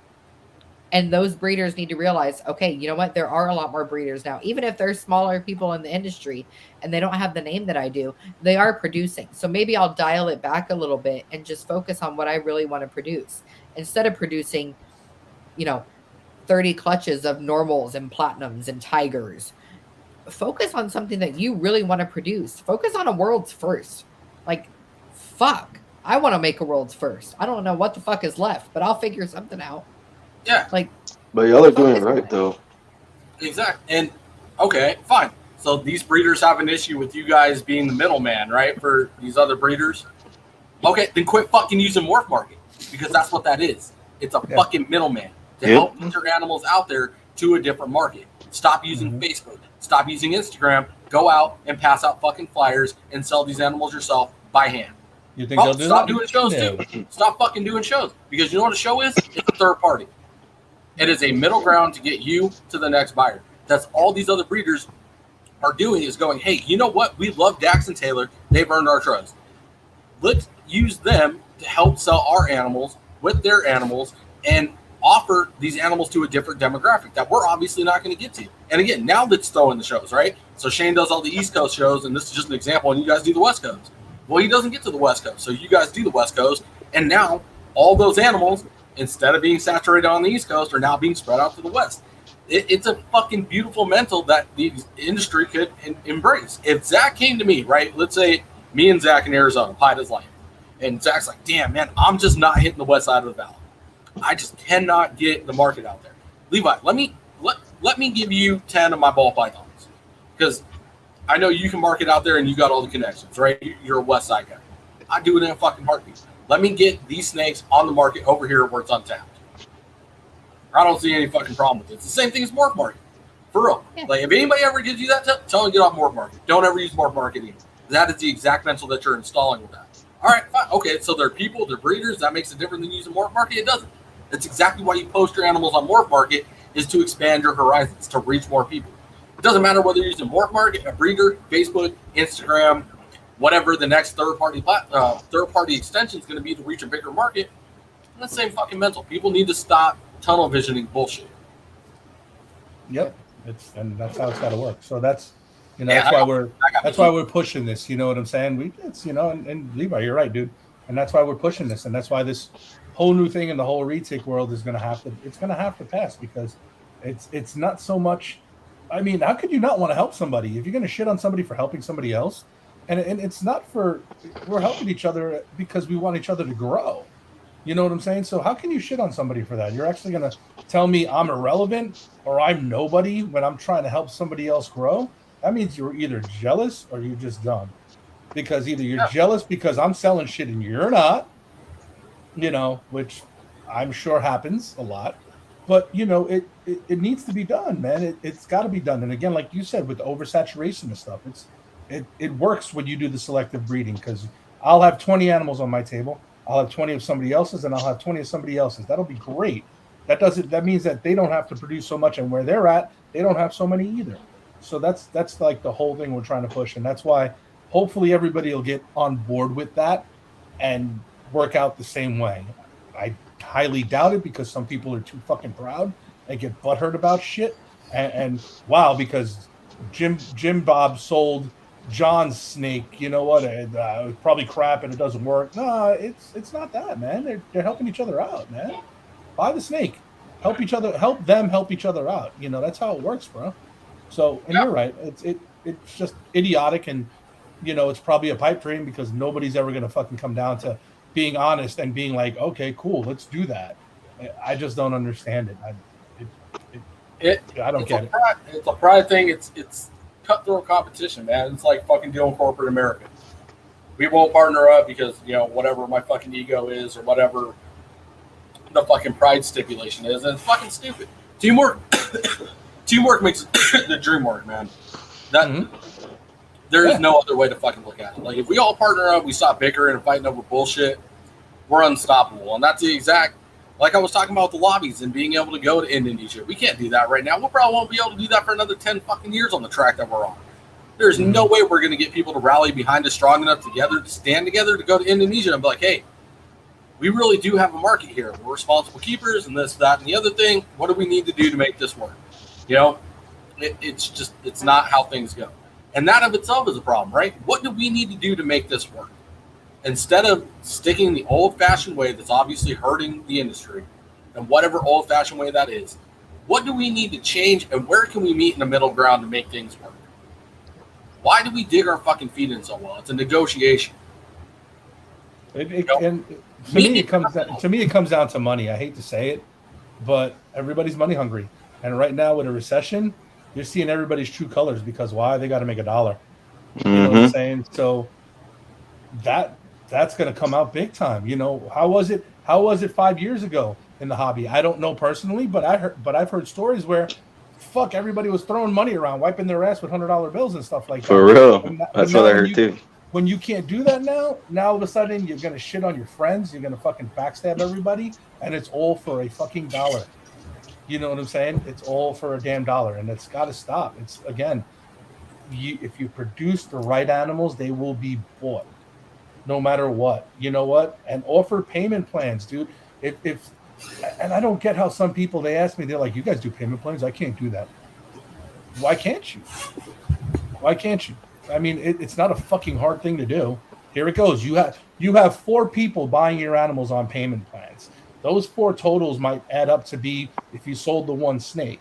So in actuality, with 4 payments down the line, you're selling 4 snakes. So you're not losing out on it. Now you lost out because you didn't sell any of those 4, and now you're feeding it. So now it's more. It just makes no sense. Again, economics. It's not fucking hard, man. And the thing is with those payment plans, it's not like we're shipping the snake out before we get the money. And we're holding that snake until we receive the final payment, and then we're shipping it out. I know a lot of people, we've had multiple people message us like, hey, I'm really interested in this snake, but I've been burned a lot. Like I've done a couple payment plans and I never got the animal, or they said something happened, or it was a scam and things like that. And unfortunately, there are those people out there. They are. Mike's a character. I wasn't it's Mike. Mike's a character, man. I love this Mike. guy's funny. I like him. And let me tell you something, Mike. I've known Mike for a little while now, and Mike will tell you if we are the type of people that bring people together, and he knows what I'm talking about. So, bro, I was telling Levi we need to have like a Texas barbecue, like everybody else is doing those big ass barbecue. We need to have one. It's hard, Chris McVicker. Yeah, let me fly to Texas for a barbecue, bro. No, not you, bro. Exclude you because you're not in Texas. You can't. Chris McVicker does it in Oklahoma. He gets all the big retic breeders, and you guys are more than welcome to come. He's very open with stuff like that, and you guys can come and it's OKC. You get to meet mainland people. You get to meet Superdorf people. We all hang out, have a huge barbecue. We all drink. We get drunk. And everybody goes to hotels that are around the area because he lives in the sticks.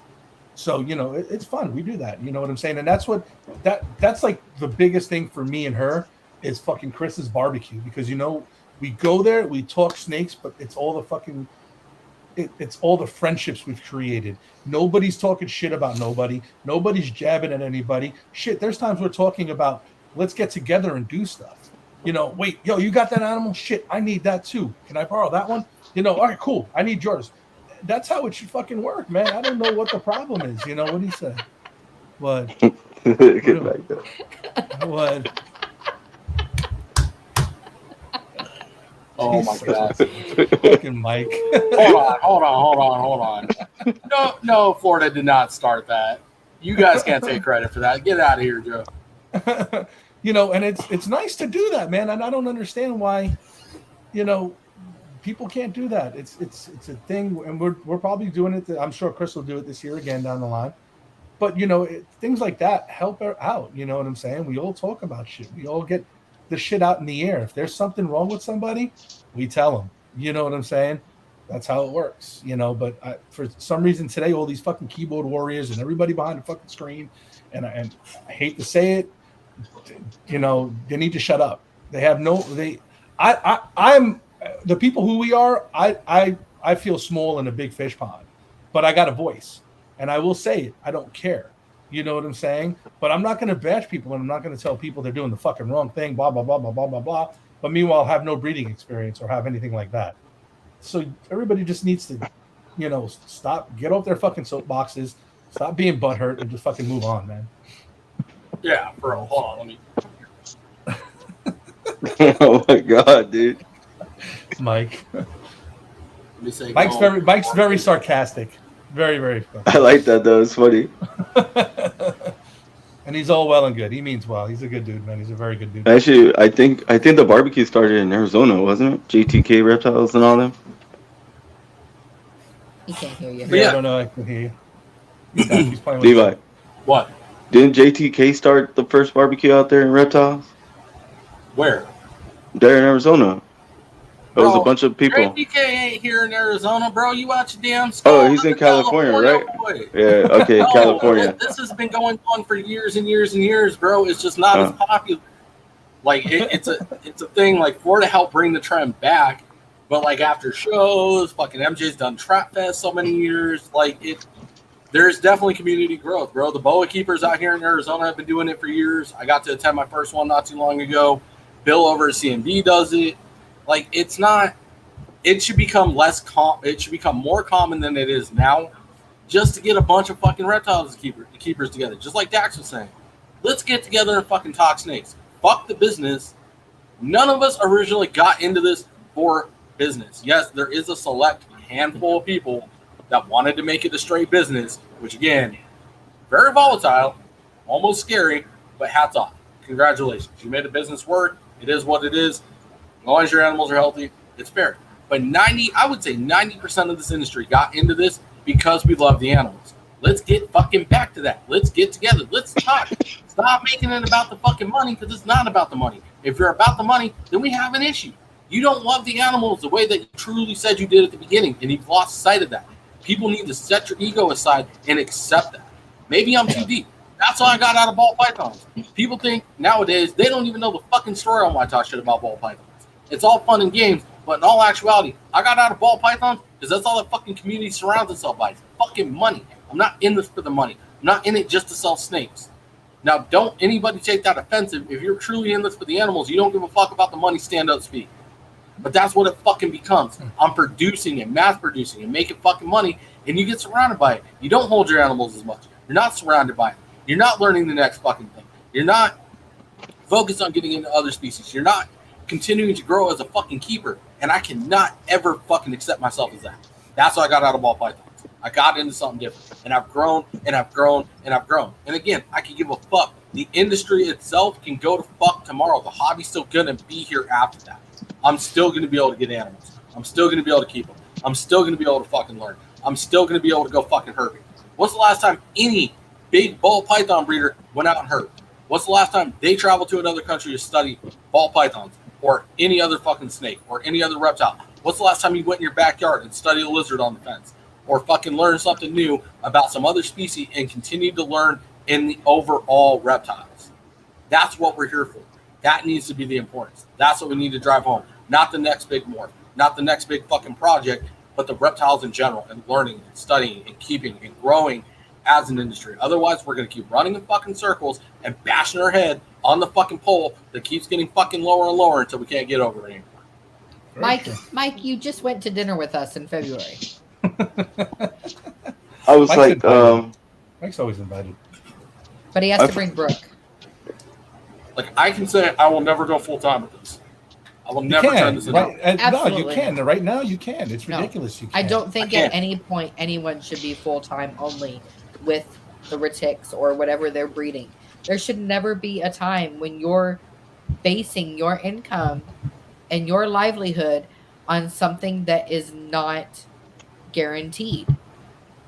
There should never be a time. It's idiotic. Like, I'm sorry if I grew up old-fashioned, but my father taught me at 14 years old when I got my first job. I was 14. You have to have a steady income for something that you want. You want to keep a roof over your head? Steady income. You want to keep a car? Steady income. You want to keep nice things? Steady income. You can't base it off of something that is not going to be guaranteed. And that's why me personally, I've never focused on a commission-based job. Like, it's never guaranteed. Why am I going to focus something and work 10 hours a day and possibly make $20 that day? Or, I mean, yeah, you might have the option of making $2,000 that day, but if I only make $20 that day, what if my bills are due next week and I'm fucked? Yeah, exactly. And, that's, I guess, we made it the rule, right? That it can become a job. It can become your industry. It can become, or your income. It can become this. And it can. Like, it definitely can. If you have the means to risk that and do all of that, like, yeah, it's great. For sure. 100%. Like, you can definitely do that. And that's the exception, right? But we've made it the rule. And I don't think it is the rule. It shouldn't be the rule.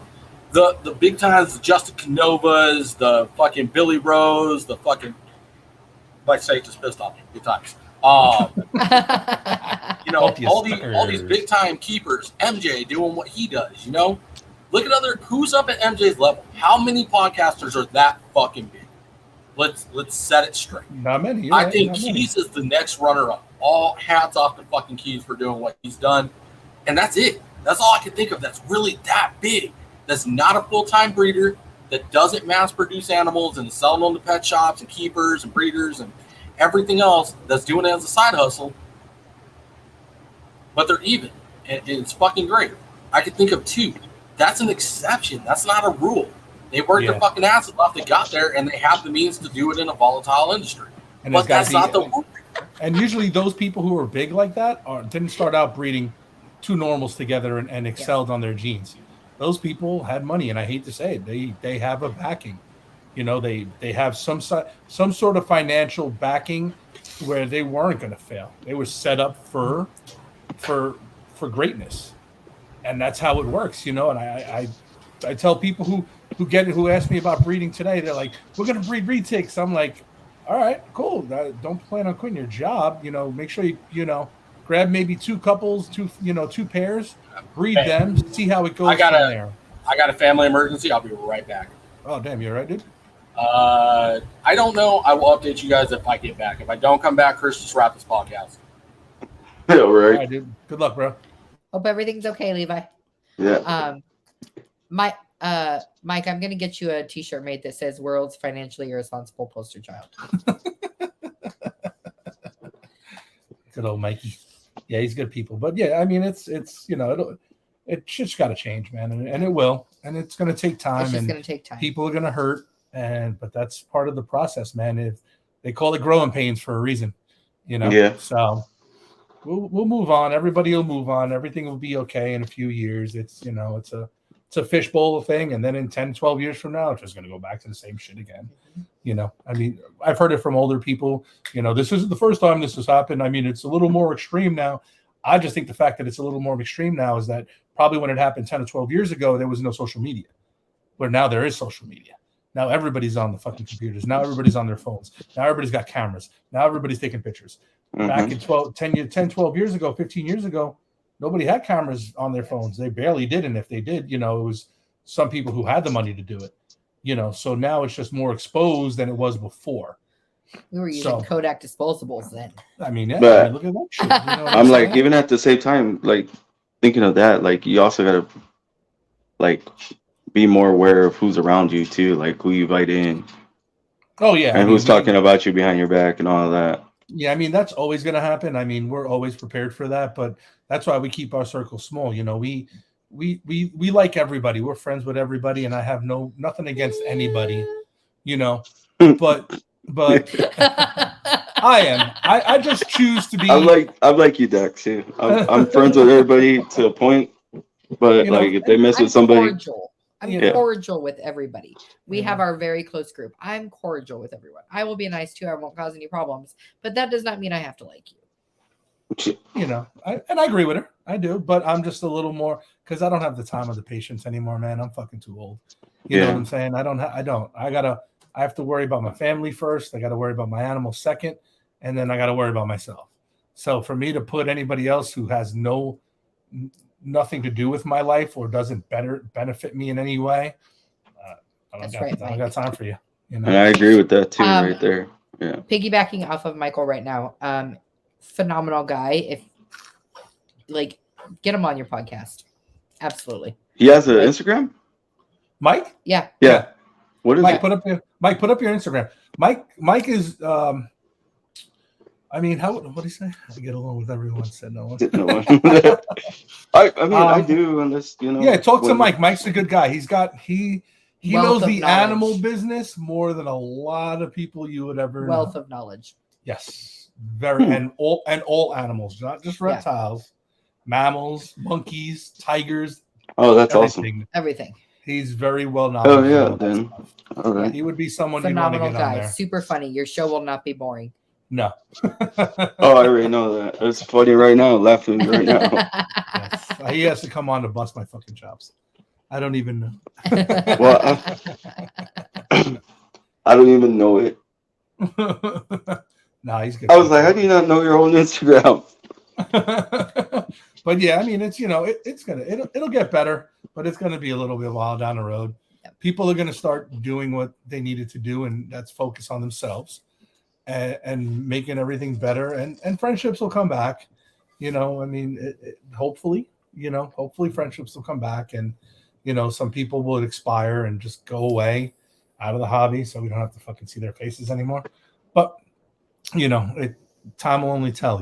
So hopefully we just all smarten up and get together, because the more animosity in this whole thing, it just separates us more and just puts us more open for everybody else to come in and invade our territory and just shut everything down. We need positivity and clarity. Like, people need to see things clearly. And with so many breeders, like Dax said, 10, 12 years ago, there wasn't as many breeders. 10, 12 years down the road from now, there's going to be a new line of breeders. We have to show them that, hey, we have evolved, and this is what we've put together, and this is what we've grown from.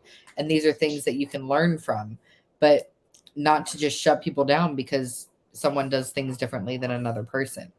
It's always going to be a growing group of breeders and keepers. And even if you're not breeding, have an open mind to how breeders are keeping things. Breeders, have an open mind if someone does want to have a larger enclosure and the snake might not use climbing all the time, but they have it there for them. Have an open mind for that. Don't hate on someone just because they're doing something differently. Because if it's working for that person and it's working for the animal, then obviously everything is fine. But I feel like everything's still going to evolve later. Like, even when the next generation comes in, like, lighting's still going to evolve. Yeah, it's going to be new shit regardless. Yeah, and they're going to think that way is better than our old way, Yep. But we're going to be used to our old way. And it could be, but that's why we have to always evolve. Like, we're always learning. I tell Dax every single time, like, I learn every single day, whether it's from our animals or from our friends that who know a lot in the industry. Aubrey, Shane, Cody. We talk to Eric Lee a lot. Mike, we talk to him. Like, we're always learning from people and from our animals. And there's not going to be a time when we're not learning and evolving.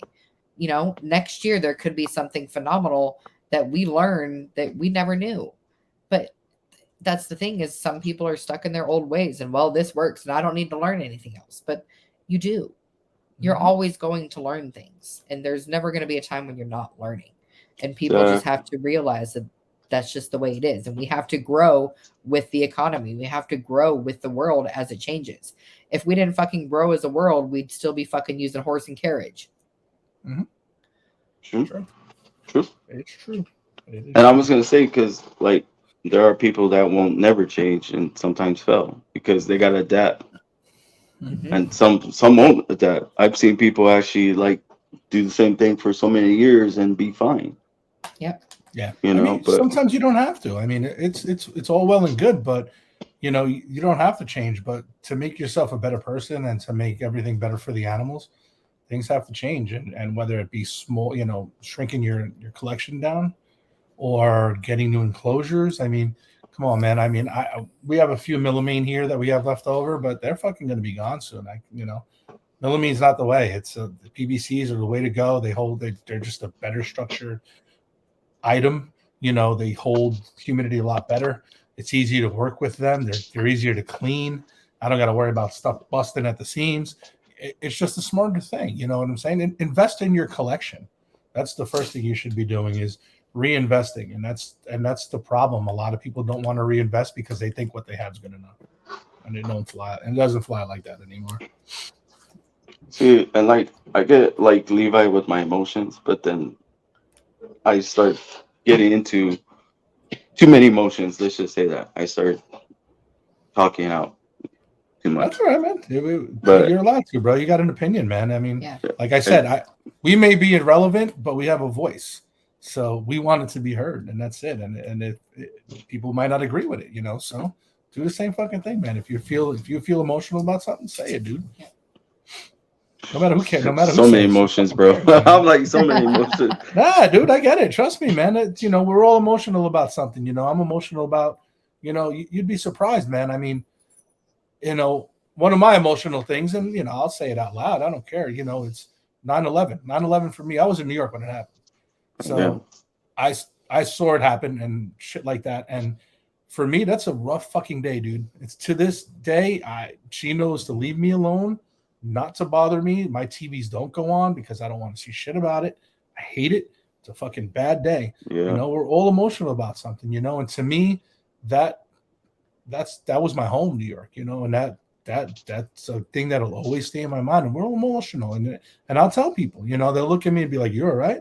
And I'm not going to hide it. No, I got to tell them, you know, this is a fucked up day and I fucking hate people for it, but I got to move on. You know what I'm saying? So don't ever hold your emotion back, man. Let it out, dude. It's just about the reptiles, man. It's just like how people do that. I just don't get it. It's shitty, really dude. Don't. It's shitty, bro. It is. It's rough. It's very shitty. It is. You know, but you got to report them. You got to out them. You got to let people know. You know, I bought 3 snakes from this guy and they're covered in mites. Or I bought 3 snakes from this guy and they've all been sick. You know, he's done a good thing to take them back and change them out. But every time you get something from them, it's a bad thing. Is that a good thing? Not really. I can get that one-off mistake. I could get that. There's a reason, Mike. There's a reason. You know, there's a time where enough is enough. It's like that. It's like your let's say, for instance, your example. I tell everybody this too. Your cousin, just you're not your personal cousin, but a cousin who's a drug addict. You know, you help him so much, but then it's like, when do you draw the fucking line? You know, you got to draw a line. You have to stop helping that person because they're not going to learn and they're going to start taking you down with them and it's going to make your life hell. And I hate to say it, and it sounds selfish, but I'm sorry. I'm going to leave your ass. If you'd rather keep doing drugs and fucking up my life and getting me involved in your trouble, you're getting arrested. You're calling me up at 2 a.m. to pick you up. Nah, that shit don't fucking work. Sorry, cuz you're cut. I'm done with your ass. And a lot of shit that should have all happened a long time ago. And it didn't, and now it's happening, but now it's happening in a way that, again, it's exposed. I'm sure if this would have happened 10 years ago without social media and all that bullshit, it probably would have been totally different. Nobody probably would have known, or they would have caught word and that's it. But now everybody likes to exploit shit. So for clout, pretty much. I say it's clout, but whatever. But at the same time, they build off of it. Mm-hmm. I'm like, at the same time though, like staying positive and trying to spread like positivity throughout the community gets harder and harder. Like how you do that every time, like you want to spread something positive, you get knocked back down the level. Get back up, dude. Get back up, man.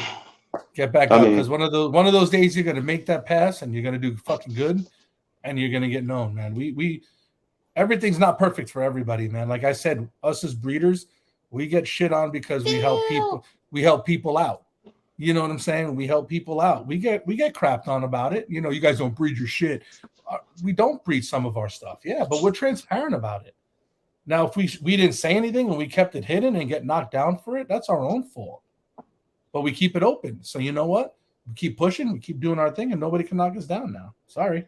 It's just like, you know, Dax and I, we had a clutch that was supposed to come and hatch June 10th. hatch date was June 8th through June 12th. So I cut on the 10th because I hadn't seen anything pip yet. And when that clutch first was laid, it was laid with 41 eggs, 16 slugs, 22 good eggs, and 24 good eggs. And they went in the incubator. We had candled them. The 24 eggs were good. 2 weeks goes down the line. Had to pull some of them out because the veins didn't stick, right? 3 more weeks down the line, pulled more out. 3 more weeks down the line, pulled more out. We had 2 eggs left out of 24 eggs. I cut those 2 eggs and they just hadn't formed. Like they had formed, but they were deformed. And that would be like us not getting back up because fuck, we just had a clutch knot lay and we're fucking down and this isn't positive, but you just get right back up and you're like, okay, this next season, we're going to figure out what we did wrong. We figured out, okay, we're still learning. Like we said, we figured out we didn't turn down the temps for the males. We turned down our temps for our females for breeding, but we didn't turn down our temps for our males. So what happened? We cooked the sperm inside of the males, which didn't help the eggs. So we're learning, we're evolving, we're getting back up, we're pushing forward, we're striving, we're making improvements for us and for our animals so that we can make sure that we're moving forward. And we learned that whole process from Aubrey, who told us what we most likely did wrong. Now, am I going to get mad and be like, nah, fuck that, no. I as soon as he said that, I went over to the enclosures and fucking dropped all my males 5 degrees. So now they're at 82.5 as compared to 87. So now I don't have to worry about that or wonder.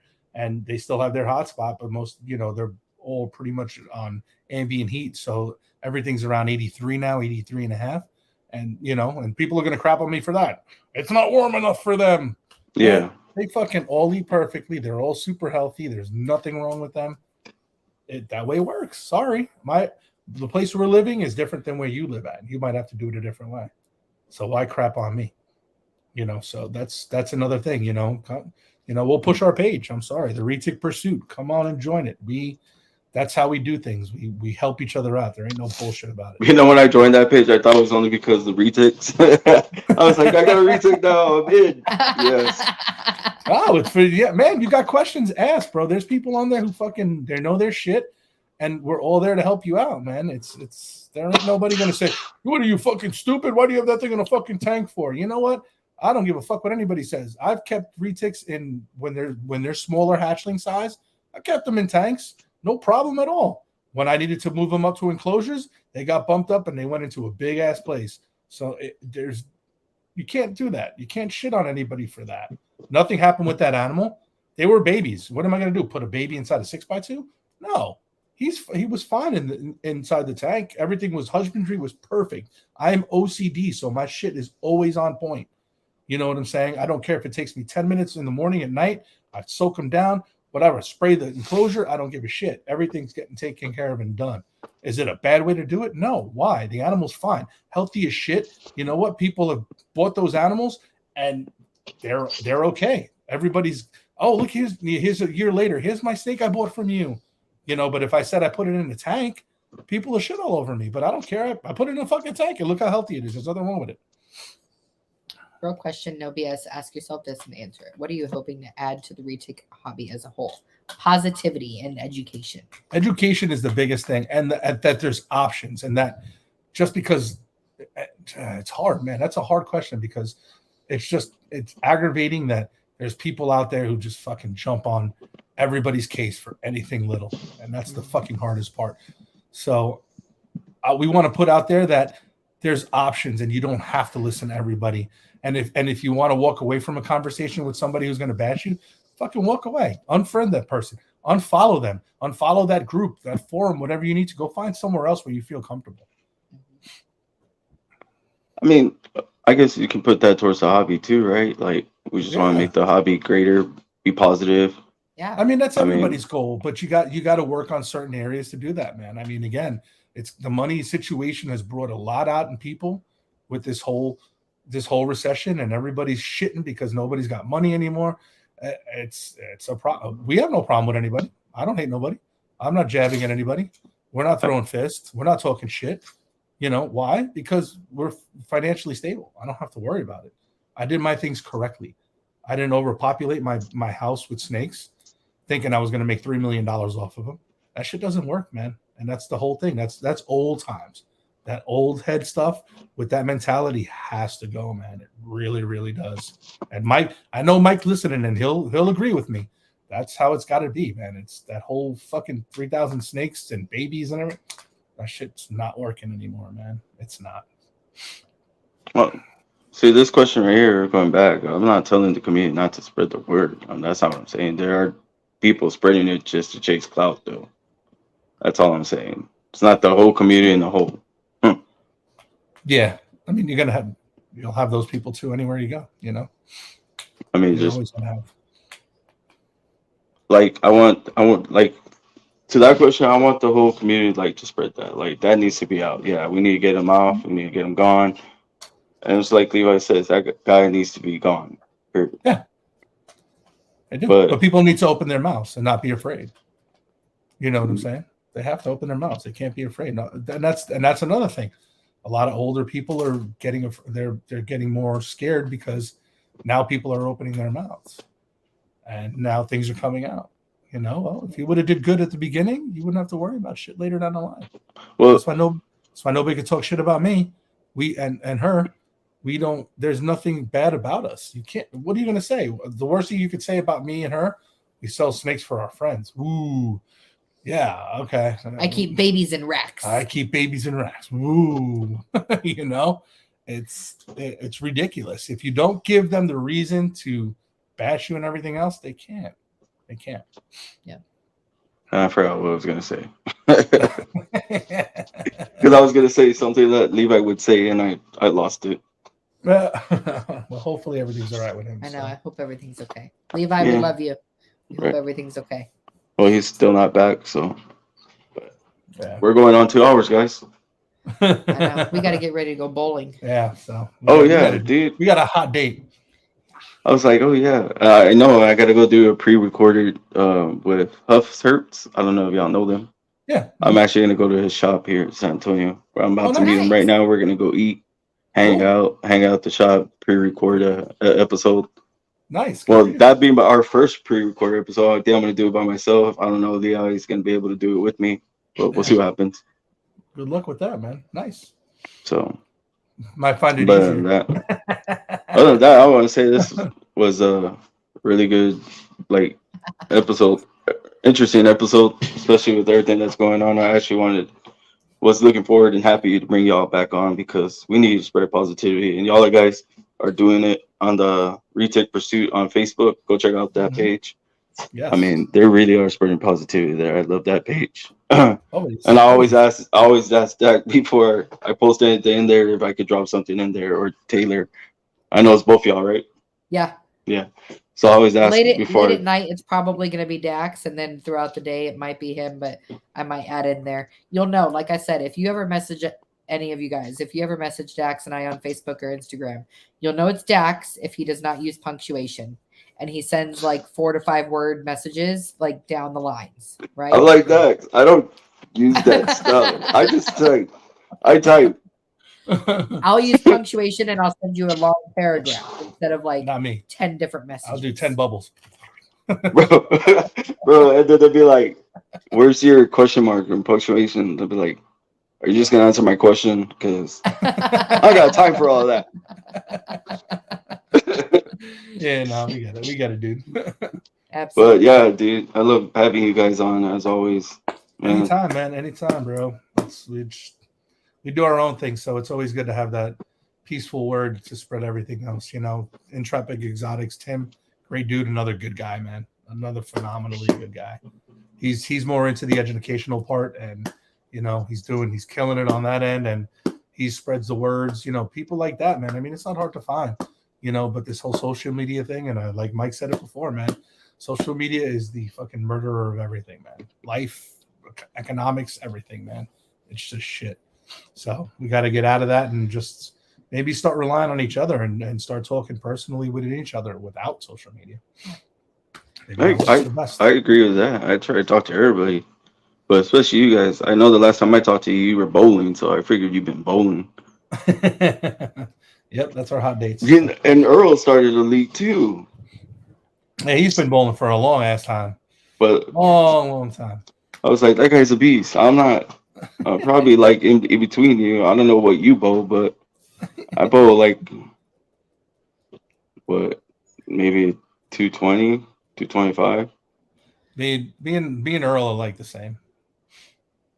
I'm not a huge bowler. Like maybe if I get 100, it's a good game. But Yeah. we'll just keep that down. But my son started bowling with Dax, and he really enjoys it. So we got him his own ball and his shoes and everything. And he bowls two-handed, and he kicks some ass two-handed. He does pretty good. I can't do that. I bowl the 3-finger. I'm old fashioned. Yeah, so do I. So, yeah. But So I can't do the two-handed. I tried. I hurt my back and my hip. My leg went like that. I was like, oh no, not for me. yes, it is, Mike. I know. See what Mike said on the bottom? know. It's like talking to an 8-year-old with Dax on Messenger. What? No, it's Yes. not. I can understand Yes, that. it is. Fine. No, it is. It's so. When I get like 10 messages from him, if I was to show you our iPhone messages, he'll be like, "Babe, can you go do this? Oh, and then do this, and then, babe, wait, hold on, wait," and I'm like, one paragraph. Hey, babe, would you mind doing this and then grabbing this real fast and then doing this? I just forget shit. So. I'm saying, Dex, don't worry. I forget a lot of shit. Yeah. That's why I have to write it down in my little notepad on my phone. Other than that, I won't remember it. Oh, we love you. Yeah, you're good. You're good people, Chris, man. Nice. It's always been nice, buddy. Always been nice. I gotta send y'all a shirt though. I'm gonna send y'all one of these. Yes. Once we get our new ones for NARBC, we'll get everybody their shirts. So. New design coming out, FYI, everyone. Yep. What? Changing the logo? What? Oh no, not changing the logo. I'm not changing the logo, just a different shirt. So. Just okay. different. Yeah. So I'm kind of pulling apart the logo. Yeah, it's weird. So. Actually, that sounds pretty cool. I'm gonna get one of them. Yeah. I like that. Cool shirt. It's gonna be a cool shirt. It is. Yeah. It'll be a good shirt. So definitely. NARBC, they'll be ready. Yeah. So. Hell yeah. All right. But before we go ahead, drop yourself, and then I'll shout out the sponsors and all that, and we'll end up. This is Dax. I'm Taylor. We are DNT Retics. You can find us on Instagram, Facebook, and TikTok. You can message us through there. Any questions, concerns, anything you have, we're available. Even if you don't have an animal from us, hit us up for any questions. We're always there to support, spread positivity, and education. You forgot your Facebook page. Oh, DNT Retics. I know, the Retic Pursuit. There you go. He got it. He got it. And go add yourself on the Retic Pursuit on Facebook. There you go. And their family, man. I swear that page is all family. I love it. Yes. Yeah. I love it. Positivity. Yeah. I'm gonna shout out the sponsors and then we out here. Unless y'all have anything else to say, guys. Nope. Nah. All right. Shout out to Reptile Crew. Shout out to CNB Reptiles, the family, KC Reptile Labs, Substrate, Flexin 10% off. SB Reptiles, Josh. I don't know where he's gonna send Levi's shirt, but get that as soon as possible so he can stop crying. Ship your reptiles. Just type in Flexin 23. And I know Dax and Taylor use Ship Your Reptiles. We love Susie. Yes, we do. Mm-hmm. Yes, we do. Yep. And then we got Chad. Mm-hmm. Yes, I got that's why they're right here. Look at that. Bam. Everybody's like, is that real? We're like, yes, it's real. It's not gonna scratch off. And then we got Blue Tongue Republic.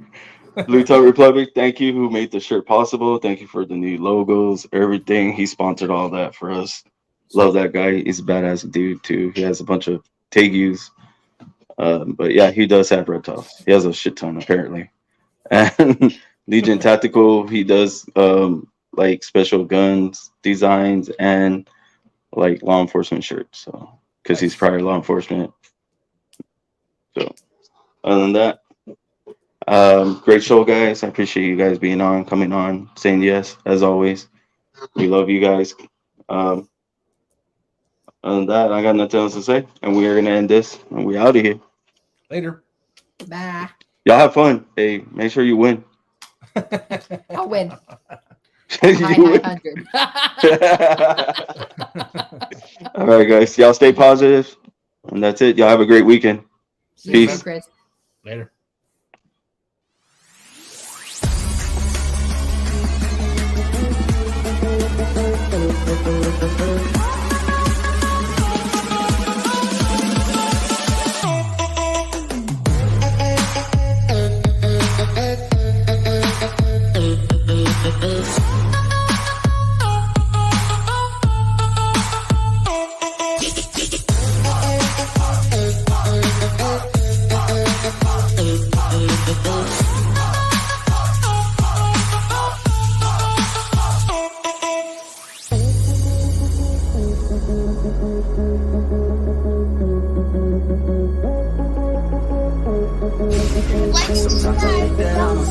Flexin.